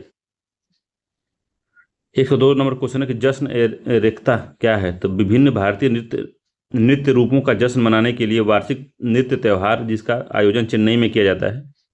तो ये नहीं है। संत कबीरदास की यादगार मनाने के लिए एक वार्षिक कविता उत्सव जिसका आयोजन नई दिल्ली में, ये भी नहीं है। फसल कटाई के मौसम का जश्न मनाने के लिए वार्षिक उत्सव जिसका आयोजन मुंबई में किया जाता है, तो ये भी नहीं है। ठीक है, तो है क्या ये? तो डी वाला है कि उर्दू भाषा का जश्न मनाने के लिए वार्षिक साहित्य उत्सव जिसका आयोजन नई दिल्ली में किया जाता है। तो आयोजन होता है दिल्ली में होता है, याद रखेंगे। 103 नंबर क्वेश्चन कि पूर्ण कुंभ मेला कितने वर्षों में मनाया जाता है? तो महाकुंभ जो होता है 12 वर्षों में मनाया जाता है, जो कि इस बार था 2025 में था ये महाकुंभ। ठीक है, तो बी आंसर से ये 12 वर्षों में पूर्ण कुंभ मेला का आयोजन किया जाता है। ठीक है, अगला 104 नंबर का कि पंडित बिरजू महाराज निम्नलिखित में से किस नृत्य शैली से संबंध था उनका? तो पंडित बिरजू महाराज के बारे में बताना, किससे था? चरकुला से था, भरतनाट्यम से था, कथक से था, कथकली से था? तो कथक से संबंधित है, सी आंसर से कथक से संबंधित है। ठीक है, नृत्य शैली जो भरतनाट्यम है, तो भरतनाट्यम से संबंधित जो कलाकार हैं, पुराने कलाकार, उसमें यामिनी कृष्णमूर्ति हैं, रुक्मणी देवी हैं, S.K. सरोज हैं और सोनल मानसिंह हैं। कथक के बिरजू महाराज है और लच्छू महाराज हैं। तो लच्छू महाराज, बिरजू महाराज कथक के हैं। कथक कली के जो हैं कृष्ण नायर हैं, मृणाली साराभाई हैं और शांताराम हैं। मोहिनीअट्टम के कल्याण अम्मा देवी हैं, श्री देवी हैं, रागिनी देवी हैं। ठीक है, ये लोग हैं। तो ये लोग मुख्य हैं इसमें। ठीक है, अगला क्वेश्चन इसमें 105 नंबर का कि मध्य प्रदेश कला परिषद के सहयोग से भारत सरकार द्वारा किस वर्ष खजुराहो नृत्य उत्सव को शुभारंभ किया गया है? तो 1973 है, 1995 है, 2003 है, 2015 है। तो कब शुरू किया गया था? तो 1975 से शुरू किया गया था, 1975 से ये शुरू किया गया था खजुराहो का नृत्य जो उत्सव है। वर्तमान में नृत्य महोत्सव का आयोजन संस्कृति विभाग द्वारा मध्य प्रदेश पर्यटन बोर्ड के साथ मिलकर, ठीक है, मनाया जाता है। छतरपुर के उस्ताद अलाउद्दीन खान संगीत और कला अकादमी मध्य प्रदेश में के सहयोग से इसको मनाया जाता है। किसको? खजुराहो के नृत्य उत्सव को मनाया जाता है। ठीक है, तो संस्कृत विभाग महोत्सव का संस्कृत विभाग जो है मध्य प्रदेश पर्यटन बोर्ड तथा भारतीय पुरातत्व सर्वेक्षण और जिला प्रशासन छतरपुर के उस्ताद अलाउद्दीन खान संगीत और कला अकादमी मध्य प्रदेश के संयुक्त प्रयासों से इसको मनाया जाता है। 108 नंबर को 1975 में शुरू किया गया था, याद रखिएगा इसको, खजुराहो का कला वाला मामला। अगला 106 नंबर का श्री भगवान महावीर जो सरकारी संग्रहालय कहाँ पे स्थित है? तो श्री भगवान महावीर जो संग्रहालय है कहाँ पे स्थित है बताना है। तो आंध्र प्रदेश में स्थित है, बी आंसर सही है। महाराष्ट्र में नहीं है, कर्नाटक में नहीं, नई दिल्ली में नहीं है, वो आंध्र प्रदेश में है। ठीक है, ये 1982 में इसकी स्थापना हुई थी। ठीक है, 1982 में स्टेब्लिश हुआ था ये, जब नाबार्ड की स्थापना हुई थी उसी समय। अगला है केंद्रीय हिंदी संस्थान भारत सरकार के शिक्षा मंत्रालय के उच्चतर शिक्षा विभाग 1960 में स्थापित एक स्वायत्त शिक्षण संस्थान है। इसका मुख्यालय कहाँ अवस्थित है? तो केंद्रीय हिंदी संस्थान का जो है मुख्यालय जो है कहाँ पे अवस्थित है बताना है आपको। कानपुर है, मेरठ है, आगरा है, लखनऊ है। तो आगरा में स्थित है, सी आंसर है, आगरा में इसका मुख्यालय स्थित है, याद रखिएगा। अगला श्री लाल बहादुर शास्त्री राष्ट्रीय संस्कृत विद्यापीठ भारत के किस शहर में स्थित है? भारत के किस शहर में है? तो नई दिल्ली में है। ठीक है, मुंबई में नहीं है, आगरा में नहीं है, बेंगलुरु में नहीं है। 108 का जो है ये वाला सही है कि वो नई दिल्ली में है। तो श्री लाल बहादुर शास्त्री राष्ट्रीय संस्कृत विद्यापीठ नई दिल्ली में स्थित है। केंद्रीय सांस्कृतिक विश्वविद्यालय अधिनियम द्वारा इसको अब केंद्रीय विश्वविद्यालय में परिवर्तित कर दिया गया है। ठीक है, याद रखिएगा इसको। अगला है दुनिया की सबसे महत्वपूर्ण पुरातात्विक सर्वेक्षण में से एक राजाओं की घाटी वैली ऑफ द किंग कहाँ स्थित है? तो वैली ऑफ किंग कहाँ पे है बताना है आपको। वैली ऑफ किंग तो थाईलैंड में है, नॉर्वे में, मिस्र में, तुर्की में है। तो मिस्र में है, वैली ऑफ किंग जो है मिस्र में अवस्थित है। काफ़ी इंपॉर्टेंट है, राजाओं की घाटी जो है मिस्र में अवस्थित है। अगला है कि बेसिलिका ऑफ जीसस, तो basilica of Bom Jesus basilica of Bom Jesus एक रोमन कैथोलिक बेसिलिका है जो राज्य में स्थित है। यूनेस्को के विश्व धरोहर स्थलों में से एक है। वो कहाँ पे है? गोवा में है, आंध्र प्रदेश में, केरल में, मेघालय में है। तो बेसिलिका ऑफ बॉम जीसस जो है कहाँ पे है, इसी को हमको बता देना है। 110 नंबर क्वेश्चन है। तो वो जो है गोवा में अवस्थित है। ए आंसर से गोवा में अवस्थित है। ठीक है। इसका निर्माण 1605 में हुआ था। 1605 में इसका निर्माण हुआ था। ठीक है, याद रखिएगा। अगला है वेणुवन बिहार और बौद्ध मठ। तो वेणुवन बिहार बौद्ध मठ इनकी में से किस भारतीय राज्य में स्थित है? तो वेणुवन जो जो बिहार मठ है वो कहाँ पे है? तो नागालैंड है, त्रिपुरा है, मणिपुर है, मेघालय है। तो वो वेणुवन बिहार मठ जो है अगरतला है, त्रिपुरा में। बी से त्रिपुरा के अगरतला में है। अगला है 1950 में तत्कालिक इंडोनेशियाई राष्ट्रपति भारत के प्रधानमंत्री भारत के प्रथम गणतंत्र दिवस की शोभा बढ़ाने वाले मुख्य अतिथि थे। वो कौन थे? 1950 में आए थे वो। तो वो सुकर्णो थे, सुहार्तो थे, अब्दुल रहमान वाहिद थे, डीजे हबीबी थे। तो सुकर्णो थे वो। ये आंसर से सुकर्णो थे, याद रखिएगा, सुकर्णो। अगला है भारत की सबसे युवा महिला पर्वतारोही कौन है जिसने माउंट एवरेस्ट पर चढ़ाई की है? तो दीपिका राठौर है, राठौड़। बद्धेंद्री पाल हैं, शिवांगी पाठक हैं, या प्रेमलता अग्रवाल हैं? प्रेमलता अग्रवाल हैं। तो कौन है ये? इसको बताना है आपको, कौन कौन है ये? तो वो है शिवांगी पाठक हैं। ठीक है, शिवांगी पाठक, सी वाला आंसर जो है इसका सही है। शिवांगी पाठक सबसे युवा महिला पर्वतारोही हैं ये। ठीक है, अगला है, अगला क्वेश्चन है इसमें कि भारत के सर्वोच्च न्यायालय की पहला महिला न्यायाधीश कौन है? तो कौन थी ये? तो आर भानुमति थी, इंदु मल्होत्रा थी, इंदिरा बनर्जी थी, फातिमा बीबी थी। तो फातिमा बीबी थी, जिनका 2024 या 2024 के लास्ट में शायद या 25 में की शुरुआत में इनका निधन हो गया है। 2024 में ही शायद हुआ है, फातिमा बीबी का निधन हो गया, जो कि भारत की पहली महिला न्यायाधीश थी। अगला, अगस्त 2023 में आईटी कंपनी इंफोसिस ने किसे अपना ब्रांड एम्बेसडर नियुक्त किया है? तो उस समय करंट अफेयर है, इसको छोड़ देते हैं, ये भी करंट अफेयर है, ये भी है उस समय का, 2023 का है, काफ़ी पुराना है। ठीक है, तो मेन चीज़ हमको है अपना स्टैटिक वाला पोर्शन सही करना, तो वो उसको हम देखेंगे। ठीक है, जो है करंट अफेयर्स में उसको हम लोग छोड़ेंगे, धड़ाधड़ छोड़ेंगे बिना सोचे। अगला है, बताना है 224 नंबर का कि उस विकल्प का चयन करें जो तीसरे पद के साथ वही संबंध है जो दूसरे पद के साथ है। तो शीत का शांत, धीर का शांत होता है, तो उत्तेजित का क्या होगा? तो धीर मतलब होता है शांत, तो उत्तेजित का क्या होगा, यही हमको बता देना है। ठीक है, तो धीर का शांत होगा, तो उत्तेजित का होगा अभिमानी नहीं, नीरस होगा, चुप होगा, क्रूर होगा। तो उत्तेजित का क्रूर होगा, डी आंसर सही है। धीर का शांत होगा तो उत्तेजित का क्रूर होगा। ठीक है, तो उत्तेजित का समानार्थी शब्द क्रूर नहीं, क्रुद्ध है, क्रुद्ध होगा, और डी आंसर इसका सही क्रुद्ध होगा। अगला, दिए गए विकल्प में से उस शब्द का चयन करें जो एक निश्चित तरीके से दिए गए शब्दों के समूह के साथ संगत है। तो बोकारो है, भिलाई है, राउर केला है, दुर्गापुर हो गया। यहाँ पे सबके हर जगह पे क्या है? तो स्टील प्लांट है यहाँ पे। ठीक है, दुर्गापुर होगा, डी होगा इसका, दुर्गापुर होगा। ठीक है, तो डी वाला है। बड़ी बड़ी कंपनियां यहाँ पे स्टेब्लिश हैं, बोकारो, भिलाई, राउरकेला में इस्पात वाली कंपनियां हैं। ठीक है, डी आंसर से दुर्गापुर। अगला, एक निश्चित कोट है, अवॉइड को इतना लिख सकते हैं, मल्टी को इतना लिख सकते हैं, तो इवेंट को क्या लिख सकते हैं?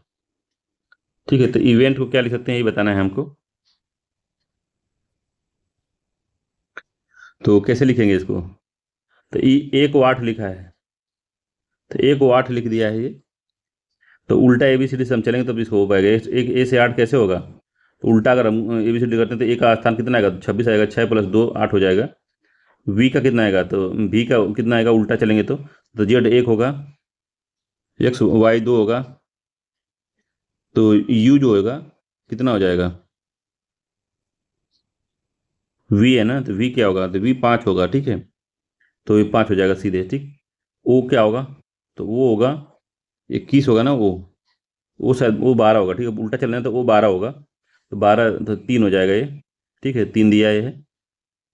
आई जो होगा, आई क्या होगा? उल्टा चलेंगे विपरीत में तो आई 18 होगा। ठीक है, आई 18 होता है तो 8 9 हो जाएगा। ठीक,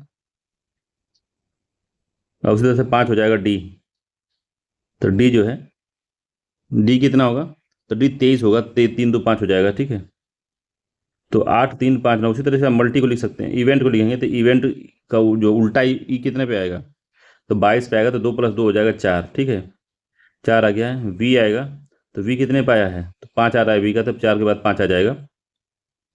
ठीक है, इवेंट, फिर वी ई फिर आएगा, वी का फिर हो जाएगा 4। तो 4 5 4 इसका होगा, 4 5 4 किस में है? 4 5 4 जो है बस डी वाले में है। ठीक है, तो ऑटोमेटिक ये डी वाला आंसर जो इसका सत्य हो जाएगा। उसके अलावा आप इसमें भी जोड़ सकते हैं, इवेंट यन का जोड़ सकते हैं, तो यन में आ जाएगा 3, 13 आएगा, 3 एक 4 हो जाएगा, और टी का आएगा 7, तो 7 का 7 हो जाएगा। ठीक है, तो ये पूरा मामला है इसका। तो उल्टा करके जोड़ के लिखना है, संख्याओं का डिजिट सम कर देना है। अगला है उस संख्या का वचन चयन कीजिए, उस संख्या का चयन करना है जो निम्नलिखित श्रेणी की में स्थान पे नहीं है। तो ये वाले पे इस बताना कि अगला क्या होगा। तो 7 है, 56 है, 28 है, 224 है, 112 है। तो इसमें कुछ बड़ा गुणा हो रहा है, इतना नॉर्मल नहीं है। ठीक है, 7 8 कितना होगा, 7 8 56 होगा, 8 का गुणा हुआ, तो 56 में 28 हो गया, तो 1/2 का गुणा हुआ, तो 8 के बाद में 1/2 का गुणा हुआ है।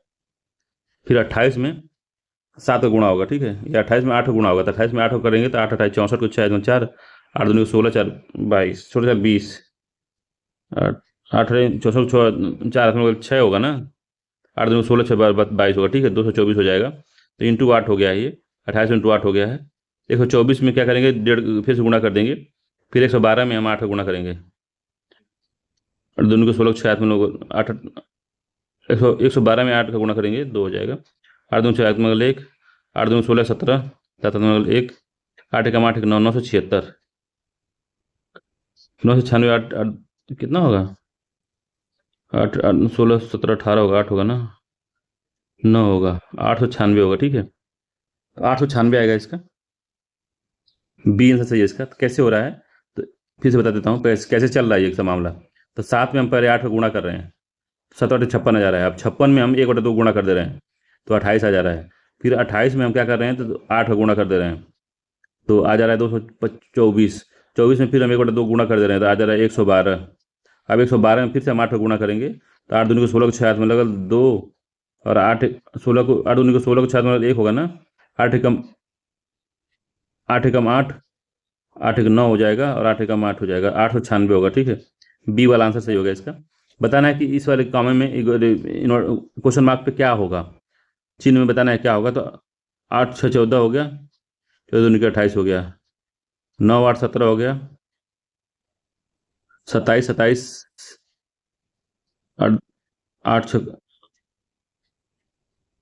9 8 17, 8 से 14, 9 8 27, ये कैसे होगा, 28 प्लस 8 कितना हो जाएगा, 36 हो जाएगा। तो 6 का स्क्वायर हो जाएगा, 6 चौक 36, और 8 3 11 है, तो ये हो गया 81, 63 और 81 हो गया, 9 9 81, 9 का स्क्वायर हो गया है। अब हो गया 13 13 एम 169 होता है ना, 13 13 एम होता है 169। 169 में तो -94 कर देंगे, कितना आएगा, तो 169 में से 94 घटा देंगे तो कितना आ जाएगा, तो 75 आ जाएगा। ठीक है, तो कितना होगा, डी आंसर होगा 75। तो 94 प्लस 75 हो गया 9, और 9 7 16, 169 हो गया। ठीक है, 13 13 में 169 होता है, तो सही आ गया, तो 75 आंसर सही होगा। अगला है कृतिका जो है, बड़ा मेहनत करते हुए कृतिका दक्षिण की तरफ 6 मिनट चलती है, 6 मिनट दक्षिण चली, फिर वो अपने बाईं ओर मुड़ गई, तो बाईं ओर मुड़ गई, दाईं ओर मुड़ी है ना, बाईं नहीं मुड़ी, दाईं मुड़ी है, तो दायां कौन सा उसका है, तो दायां इधर होगा, दाएं मुड़ गई, 6 मीटर चलती है, वह फिर अपने बाईं ओर मुड़ जाती है, बाईं ओर मुड़ती है, फिर 5 किलोमीटर चलती है, फिर अपने 5 मिनट चलती है, वह फिर अपने बाएं मुड़ जाती है, फिर बाएं मुड़ती है, 6 किलोमीटर चलती है, फिर बाएं मुड़ के 6 किलोमीटर चलती है, 6 मीटर चलती है, वह फिर बाएं मुड़ जाती है, तो बायां मुड़ती है और फिर 5 किलोमीटर चलती है, तो बायां मुड़ के फिर 5 किलोमीटर चली है। अब उसका मुख किस दिशा में है, उसका मुख जो है अभी उत्तर दिशा में है, डी आंसर सही है, उत्तर दिशा में है, और जहाँ चली थी उससे 6 किलोमीटर दूर पे है, तो उसका जो है उत्तर दिशा में, डी आंसर इसका सही है, उत्तर दिशा में ही है। ठीक है, अगला क्वेश्चन है कि एक परमाणु की परमाणु संख्या क्या होती है जिसका 20 प्रोटॉन और 21 न्यूट्रॉन होता है। एक परमाणु की परमाणु संख्या क्या होती है, किसी किसी तत्व के परमाणु नाभिक में एक परमाणु की परमाणु संख्या क्या होती है जिसमें 20 प्रोटॉन और 21 न्यूट्रॉन होते हैं। तो किसी तत्व में परमाणु नाभिक में उपस्थित प्रोटॉन प्रोटॉन व न्यूट्रॉन का संयोग का योग होता है, उस परमाणु का द्रव्यमान जो है मास संख्या कहलाती है। तो जब हम परमाणु में प्रोटॉन और न्यूट्रॉन को जोड़ देते हैं तो परमाणु द्रव्यमान संख्या परमाणु नंबर कहलाती है, जबकि नाभिक के प्रोटॉनों की संख्या की परमाणु संख्या जो होती है वो एटॉमिक नंबर कहलाती है। तो हमको एटॉमिक नंबर ही पूछ रहा है ना, ये एटॉमिक नंबर ही पूछा था, एटॉमिक नंबर कितना हो जाएगा? तो एटॉमिक नंबर होता क्या है? तो नाभिक में प्रोटॉनों की संख्या, तो प्रोटॉन 20 है, तो 20 ही होगा इसका, ए आंसर सही हो जाएगा, 20 हो जाएगा इसका। अगला है वेटलर द्वारा प्रतिपादित किंगडम क्लासिफिकेशन में कौन शामिल नहीं है? तो किंगडम क्लासिफिकेशन में क्या शामिल नहीं है, इसको बताना है हमको। तो मोनोरा है, ये सत्य है। प्लांटी है, एनिमिलोज है, एडोस्पोर नहीं है, ठीक है, एडोस्पोर्स नहीं है, ठीक है, डी आंसर इसका जो है 131 का डी आंसर सही है।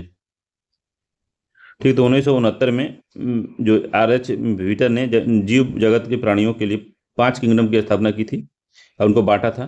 पहला मोनेरा है, दूसरा प्रोटिस्टा है, तीसरा फंजाई है, चौथा प्लांटी है और पांचवा एनिमेलिया है, ठीक है। अगला है कि किस क्रांतिकारी ने बम का दर्शन लिखाया था? किस क्रांतिकारी ने बम का दर्शन लिखा था? भगवती चरण बोहरा ने लिखे हैं, सी आंसर सही है, भगवती चरण बोहरा। 132वें का सी आंसर सही है।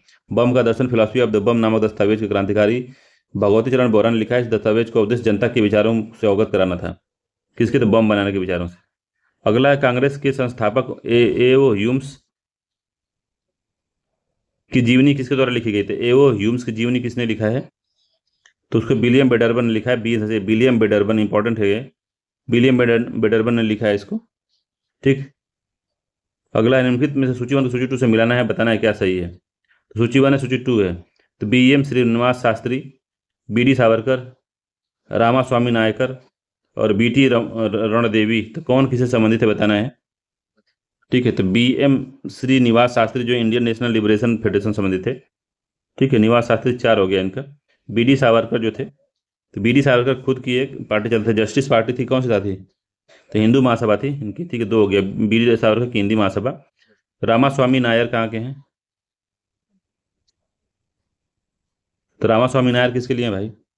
जस्टिस पार्टी से संबंधित है, 3 हो गया। BT रणदीवे जो थे किस संबंधित थे? तो कम्युनिस्ट पार्टी संबंधित थे। 4 2 3 1 इसका सही है, 4 2 3 1, सी वाला आंसर जो है इसका ठीक है। सूची 1 को सूची 2 से मिलाना, संस्थान है उसका स्थापित वर्ष है, तो भारतेंदु नाट्य अकादमी लखनऊ जो है कब एस्टेब्लिश, काफी इंपॉर्टेंट है, इसको लिख लीजिएगा, कई बार पूछा है। तो भारतेंदु नाट्य अकादमी की स्थापना 1975 में हुई थी, ठीक है, 1975 में हुई थी, तो 2 हो जाएगा इसका, 1975। उत्तर प्रदेश संगीत नाटक अकादमी लखनऊ में है, तो उत्तर प्रदेश जो है संगीत नाटक अकादमी 1963 में लखनऊ में स्थापित हुई, तो 1963 में लखनऊ में, तो 1 हो गया यहाँ पे। राष्ट्रीय कला कथक संस्थान लखनऊ, राष्ट्रीय कला कथक संस्थान जो है लखनऊ में स्थापित संस्कृति विभाग के अंतर्निहित आती है, स्वायत्त संस्था है। 1988 और 89 में इसकी स्थापना की गई थी, ठीक है, 4 हो गया। अयोध्या शोध संस्थान जो है कब बना था? अयोध्या शोध संस्थान तो 1886 में बना था, ठीक है, तो 3 हो गया, तो 2 1 4 3 सही है इसका, 2 1 4 3, ठीक है, 2 1 4 3 इसका जो सी वाला आंसर है वही सत्य है। अगला 36वां क्वेश्चन कह रहा है संगठन है और स्थापना वर्ष है, क्या सुमेलित नहीं है? तो उत्तर प्रदेश राज्य आपदा प्रबंधन, उत्तर प्रदेश जो राज्य आपदा प्रबंधन है वो 2005 में बना था, सत्य है। उत्तर प्रदेश पिछड़ा वर्ग आयोग 1993 में बना था, भी सही है। उत्तर प्रदेश जो है अल्पसंख्यक जो आयोग है 1994 में बना था, सब अल्पसंख्यक आयोग 1994 में बना था। राज्य मानवाधिकार आयोग जो था, राज्य मानवाधिकार आयोग 2000 में लिखा है, तो ये गलत है। राज्य मानवाधिकार अधिनियम जो था कब आया था? तो 2002 में आ गया था, 2002 में, अक्टूबर 2002 में आया था, अक्टूबर 2002 में, ठीक है। बाकी सब सही सुमेलित हैं, डी वाला सही सुमेलित नहीं था। अगला निम्नलिखित में से विचार करना था, महाराजगंज है, पीलीभीत है, रामपुर है, सिद्धार्थनगर है। उपरोक्त में से कौन सा जिला, उपरोक्त में से कौन से जिला नेपाल के साथ अपनी सीमा साझा करते हैं? नीचे दिए कूट के साथ बताना है। कूटी क्या है इसमें? ये क्वेश्चन कूटी नहीं है भाई साहब, ये वाला जो ऊपर दिया है कूट, हमको कूटी नहीं है। तो महाराजगंज, पीलीभीत, रामपुर, सिद्धार्थनगर, तो कौन सा है इसमें? तो नेपाल के साथ सीमा साझा करने वाले जो 7 जिले हैं उसमें महाराजगंज है, सिद्धार्थनगर है, बलरामपुर है, श्रावस्ती है, बहराइच है, लखीमपुर खीरी है, और क्या है? लखीमपुर खीरी के साथ क्या है? पीलीभीत है, तो पीलीभीत है, महाराजगंज भी है, ठीक है, रामपुर है, तो रामपुर इसमें नहीं है, गलत होगा। सिद्धार्थनगर है इसमें, तो सिद्धार्थनगर भी है, तीसरा इसमें नहीं है, ठीक है। 1 2 4 सत्य है इसमें, 1 2 4 सी वाला जो आंसर है, 1 2 4 वही सत्य है। अगला, निम्नलिखित में से यह किसका मत था कि पृथ्वी सूर्य का परिक्रमा करती है? तो किसका मत था? आर्यभट्ट था, ब्रह्मगुप्त था, बराहमिहिर था, उपरोक्त में से कोई नहीं था। तो निम्नलिखित में से किसका किसका मत मत था कि पृथ्वी सूर्य का परिक्रमा करती है? तो वो मत था बराहमिहिर का। सी आंसर सही है। आर्यभट्ट का नहीं था, ब्रह्मगुप्त का भी नहीं था, इनका भी नहीं था, वो बराहमिहिर का था। अगला, महाराष्ट्र में निम्नलिखित में से कौन सी एक फसल जो है श्वेत स्वर्ण के नाम से जानी जाती है? तो वो कपास है। कपास को श्वेत स्वर्ण के नाम से जाना जाता है, श्वेत स्वर्ण। 140वां क्वेश्चन है कि निम्नलिखित में से कौन सा सही सुमेलित है? तो कोरिया जनजाति उड़ीसा में है, खेरिया जनजाति उत्तर प्रदेश में है, यान्दी जनजाति राजस्थान में है, पलियान तमिलनाडु में है। तो कूट से बताना है कौन सा जो है सही सुमेलित है इसमें। सही सुमेलित किसमें है तो बताइए। तो खेरिया जनजाति जो है उड़ीसा में है, पहला सही है। खेरिया खेरिया जनजाति कह रहे हैं उत्तर प्रदेश में है। 1-4 सही है इसका। तो खेरिया उत्तर प्रदेश में नहीं है, यामिनी भी इसमें नहीं है, पलियान तमिलनाडु में। तो 1-4 इसका सही आंसर है। ठीक है, 1-4।